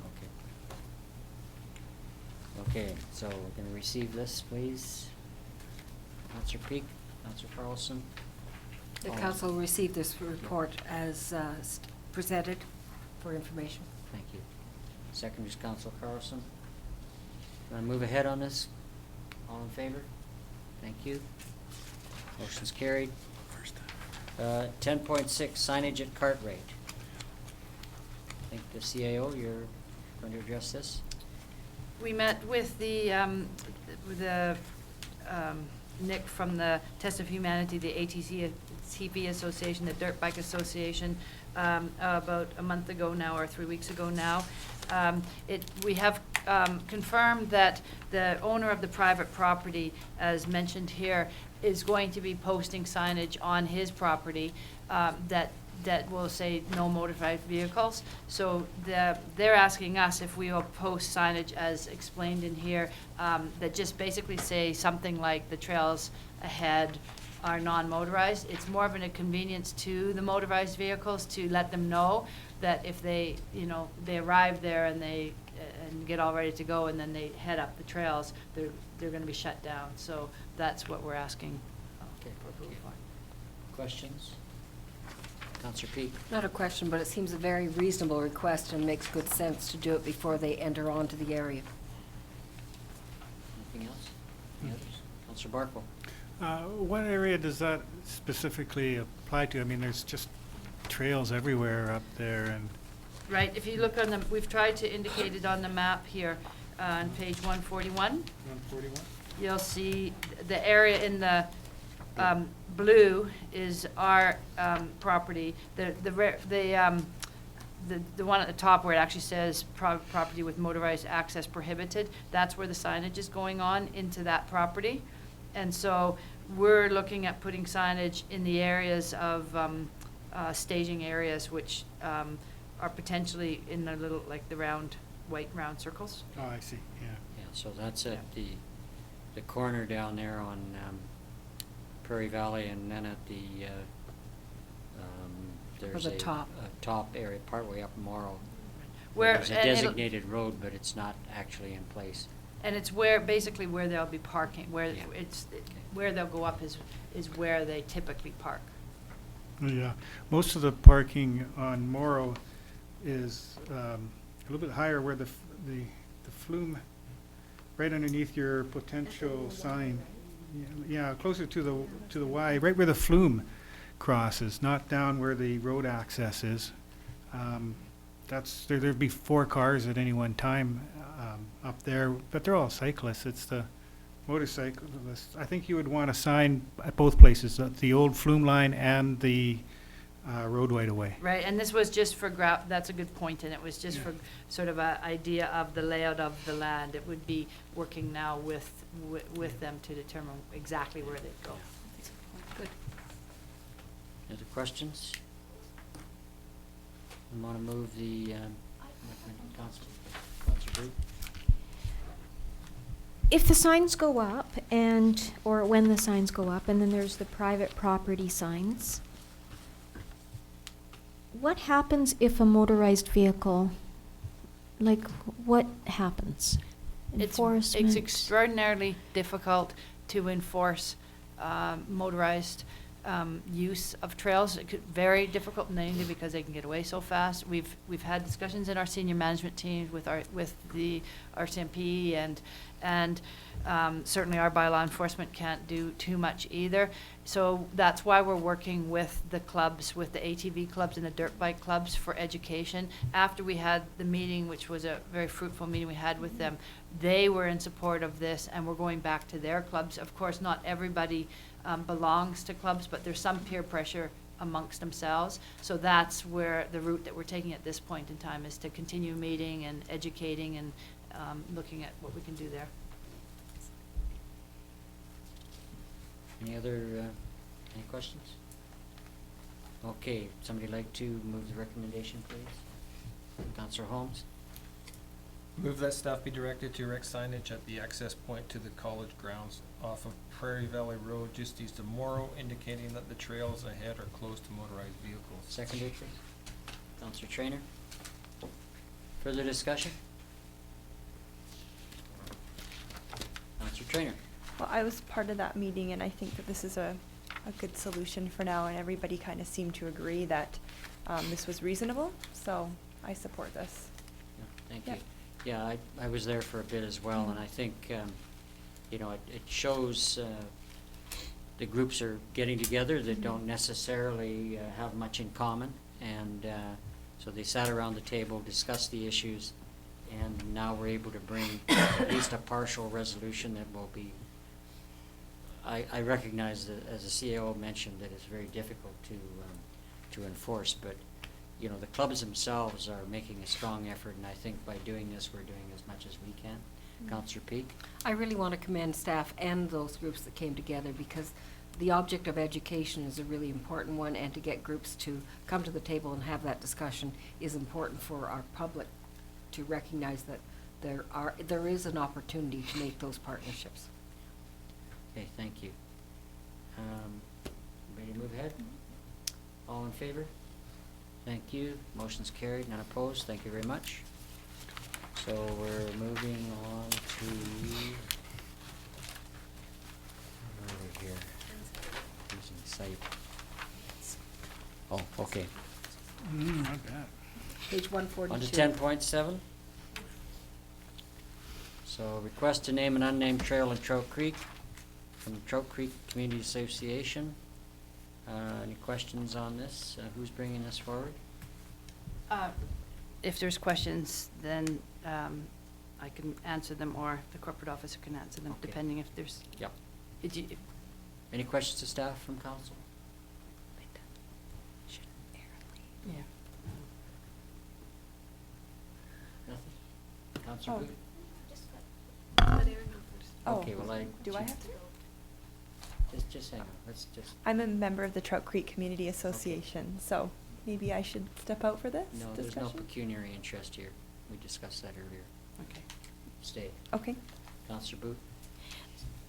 So this isn't specifically for the Trout Creek area. This is a general trail naming policy, just like our street naming policy. Like, I shouldn't say just like, but similar to that. That's my question, sorry. Sorry, could you say the first part? The proposal or the recommendation is for a trail naming policy that's district-wide. It's not specifically for this. It just was prompted by this. It's prompted then, Okay. as opposed to recommending that we do a one-off and Yes. say this, that we should, it prompts suggesting that we should have a policy. Okay. Well, Thank you. yeah. That even lends more credence to my thinking that there's no conflict. Okay? I could stand to be corrected, but it's up to the counselor himself Yep, or it is. herself to bring any potential conflict thoughts forward. And as far as I could see, there was no pecuniary interest involved here, especially when we're looking at a general naming policy for the district. So, okay. Any other questions? Thank you, Councilor Peak. Just a comment. I think government should stay out of the way unless there's a need to do policy. Naming of trails becomes an opportunity to create how you actually do it. So I think this is very good at bringing it forward from a community organization, gives recognition that there is a need from the community as well. So I think this makes a policy decision on it makes good sense. So I expect to hear some very interesting names. Okay, we finished questions. Somebody like to bring any recommendation forward, please? Councilor Trainer? That council directs staff to prepare a trail naming policy for council consideration. Seconded, Councilor Peak. Any further discussion? Don't give me a screech owl.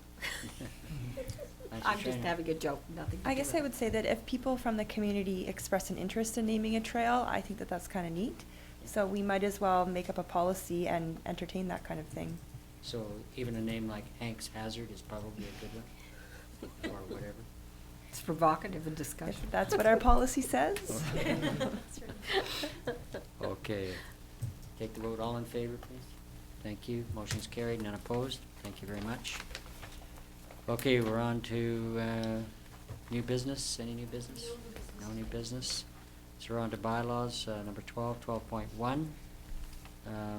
Bylaw 2015, Development Cost Charges Reserve Fund for roads. I guess our CFO is going to address this. These two bylaws are at third reading. There really is no new information, Just Mr. moving Mayor, ahead. just for adoption Okay. tonight. Okay, Councillor Carlson? Go ahead. That bylaw 2015-012, development cost charge roads, reserve fund expenditure, Prairie Valley Road and Jubilee Road be adopted. And two, that bylaw 2015-013, tax sale, reserve fund expenditure, RCMP, building generator be adopted. Seconder, please. Councillor Boot? Moving straight ahead, all in favor? Thank you. Motion's carried. None opposed. We're on to 12.2, bylaw 2015-015, amendment of fees and charges bylaw 98001, electric, water, and sewer. Somebody like to bring this motion forward for adoption, please? Councillor Peak? The bylaw 2015-015, amendment of fees and charges bylaw number 98001, electric fees and charges, water fees, charges, rates and fines, and sewer fees and charges be adopted as proposed. Thank you. Seconder? Councillor Trainer? Okay, I guess there's no discussion on this. We're moving it forward. All in favor? Thank you. None opposed. Motion's carried. 12.3. This is bylaw 2015-017, bylaw to add a local sanitary service area, sewer service area, Juniper, Notemore, Willow, and Tate. Now, I'd like our CAO to kind of provide some explanation here regarding petition and how these things move forward. So this is adoption of the bylaw, the community charter, as we explained last time, for development of a local service area. If it's a petition that's initiated by the residents that has passed, which This is a petition that's certified by the corporate officer as passed 51% or over 50% of the total assessment and over 51% of the property owners. Once it is approved, certified correct by the corporate officer, the wording in the community charter is that council must adopt the bylaw. So although you still have to go through the process of doing 3 readings and adoption of the bylaw, you have no choice. Right. Thank you. The bylaw. Okay. Any questions of staff on the CAO's comments? Councillor Holmes? I think I asked this last time, but if you could refresh me, how were the boundaries then of a particular area determined? The petition was initiated by the residents who brought that forward. But how do you determine what a unit of residences is? I mean, where does a boundary, where does one, if somebody's on this side of the boundary and somebody's on that side of the boundary, where are they both considered, where's the boundary drawn? Mr. Mayor, I believe in this area, if you look at it, there's several pockets of residential properties or single-family residential houses, and that just generally has encompassed those that are in the Willow, Milkmore area, plus any adjoining residential properties. There are other pockets that are further away, like 4 or 5 agricultural properties away that they weren't included. They would be different sewer areas, but this boundary was, I believe that's how it was created, was taking the residential areas, and then I believe there's 2 agricultural parcels right adjacent to it, so they were included as well. They were included. That's correct. Okay, so they were part of that 25 total. That's correct. I see. Councillor Carlson. Are there other properties similar to these agricultural properties that would be in the same situation or were before when sewer was originally implemented in Summerland?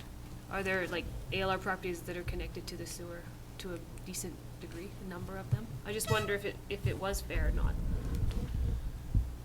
You're asking They're if not residential. I'm sure there are agricultural properties connected, but I don't know how many. I couldn't answer that. I mean, there are properties within the boundaries, and it just depends on the situation. But right. It's not uncommon for them to be included. The main thing with the Agricultural Land Commission is they don't want the fact that they're hooking up to sewer to promote development of those lands, and as long as they're not being taxed by area, so as long as they're just being taxed as a single-family residential unit, then my experience is the Agricultural Land Commission doesn't mind, because they can't argue that they're paying any more than anybody else. They're just paying the same single-family residential cost as their neighbors. Thanks. Councillor Peak. Yes, my question is, as the gentleman that presented this evening, is there any accommodation for hardship in terms of costs? Yeah. Defer your taxes. Just in the process through the deferral of taxes programs that are available. But does that have to be asked for, or is that something that's offered if they're, I mean, It's how a do provincial people enter into that? It's a provincial program that they Okay. look at. CFO? Yes. So the application form is available online. If people don't have computer access, we have a computer at the front counter that they can come in and use to access that application. They bring the application into the district and we submit it. So when all the tax notices go out, which are going to be happening this week, there will be information in there about property tax deferral. It'll also go in our newsletter. So we remind residents of that several times a year, that there is a deferral program available from the province. If I might, Mr. Chair, the deferral program is then you defer that portion of your taxes until such times as your property is sold and then it's recovered, or That's you pass correct. away and your estate recovers it, or however. Because I understand the difficulty where there's only one person in a household and they are tied to a pension, and there's very little opportunity to be earning funds. As long as you are living in the property, it's your residence, then you can, and you have the equity requirement, so you have to have at least 25% equity in your home, then you can apply under this deferment program. The interest charge, the province does charge you interest, it's 1%, so it's a very low interest rate, and it does allow someone on a fixed income to not have to pay any of their property taxes until the home is sold or you no longer live there. So if it should happen that you become ill and you can't live in your home any longer, you need to go somewhere for care, you have 2 calendar years to make that change and, figure your finances out. So you can't continue to defer your taxes if you no longer live there on a long-term basis, but it doesn't happen immediately. Thank you, I appreciate the explanation. You're welcome. Okay, I'd like to sort of request one other thing. This is a particular case where, it was the petition passed by 51%, et cetera, so it moved ahead as the petition requires, as you pointed out. But there are a number of individuals in that group who are,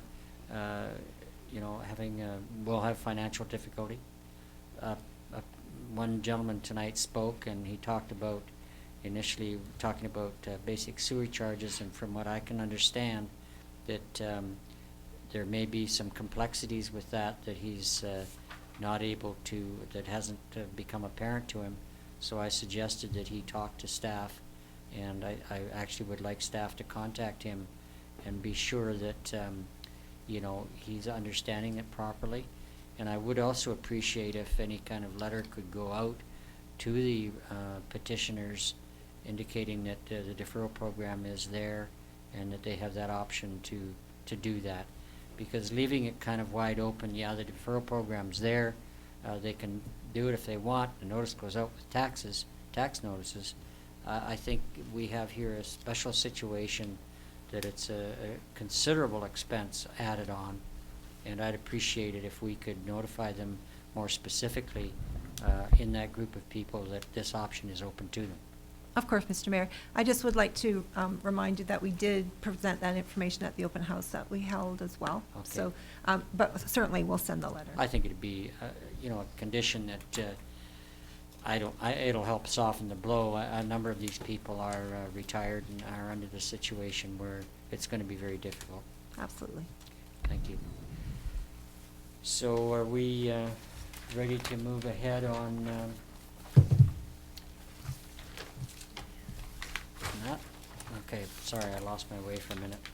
So would someone like to bring the motion forward for adoption, please? Councillor Peak? I'll try to do this correctly. That's pretty, it's short. Yeah, can I do it pursuant to section 212.3, or do I need to read from the top, if I may, Linda? Just go from there. Okay. That a bylaw 2015-017, a bylaw to add a local sanitary sewer service area, Juniper, Miltmore, Willow, and Tate, be adopted. Seconder, please. Councillor Barkle. Okay, any further discussion on this at all? Okay, I think we have to move ahead. All in favor? Thank you. Motion's adopted, none opposed. Thank you very much. So now we can move ahead to councillors' reports. So we'll start from my right, Councillor Trainer. I didn't see one. No, that's fine. I'm just giving you the option to go first. Mine's really short. I participated in the Giant's Head grind on May 16th, and it was a really great event. Peter talked about it, or Mayor Waterman talked about it in his report earlier. It raises money for a good cause, colon cancer research, and it also really showcases Giant's Head Park, which makes me really happy. A lot of people come from all over the valley to participate in that. I attended the Valley-wide Business After Business last Wednesday, and this week I'm working on Bike to Work Week. So I'll just remind everybody that this week from 7 until 9 in the morning, we have our celebrations stations set up in front of Nestor's, and you can come by and say hi and have some coffee and treats. 7 till 9. Yep. Thank you. Counselor Barkle? The last 2 weeks, I've attended the Heritage Committee meeting, and that was right after the Valley-wide Business After Business, which was quite enjoyable, and I had a chance to chat with Your Worship and our new CAO and other councillors, and that was good. That's it. Short this week. Don't want to make it sound like it's really difficult to get to talk to me. Counselor Boot? I also attended the Valley-wide Business After Hours, which was great. As Mayor Waterman said in his report, at the RDOS table on Thursday, we had a pretty spectacular presentation from the Ministry of Environment, I guess it is, representatives,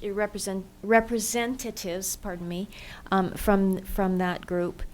And associated with that was the RBC $100,000 grant that was given to the RDOS to work on the importance, educating people on the importance of not allowing the quagga and zebra mussels to get into BC waters. I've been well aware of that for a couple of years anyways with my work with the OBWB. I had no idea that it takes one incident and all of BC's interior lakes, all fresh water, can be destroyed. That there's no remediation, there's no eradication. Once it's here, it's here. So that was really eye-opening. Can I add one thing to that, which I wish you had said, that they're so small initially that they're microscopic. Mm-hmm. So you cannot see them. And that's why the washing down is, and the washing of boots and clothing and all kinds of things with regard to cleanliness between lakes and into border areas and so on is so important. It's not just looking at a mollusk there that you can hold in your hand. These are, even fully grown, they're only about the size of a dime. Yeah, about So, half that.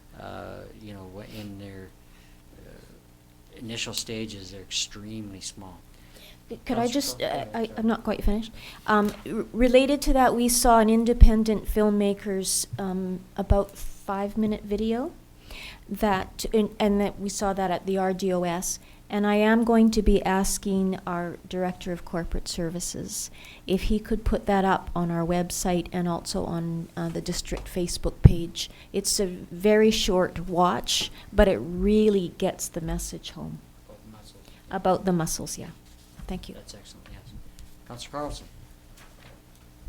On Friday last week, I went to Kelowna to an event put on by the Women's Enterprise Centre, and it was a group of women that are planning to go back to a roundtable with the Premier and basically tell the province what women in business in the Okanagan need and want and hope to achieve over the next few years. So that was pretty exciting, and I think that there's a lot of entrepreneurial women in this region, and they're getting some support and their ideas are being heard.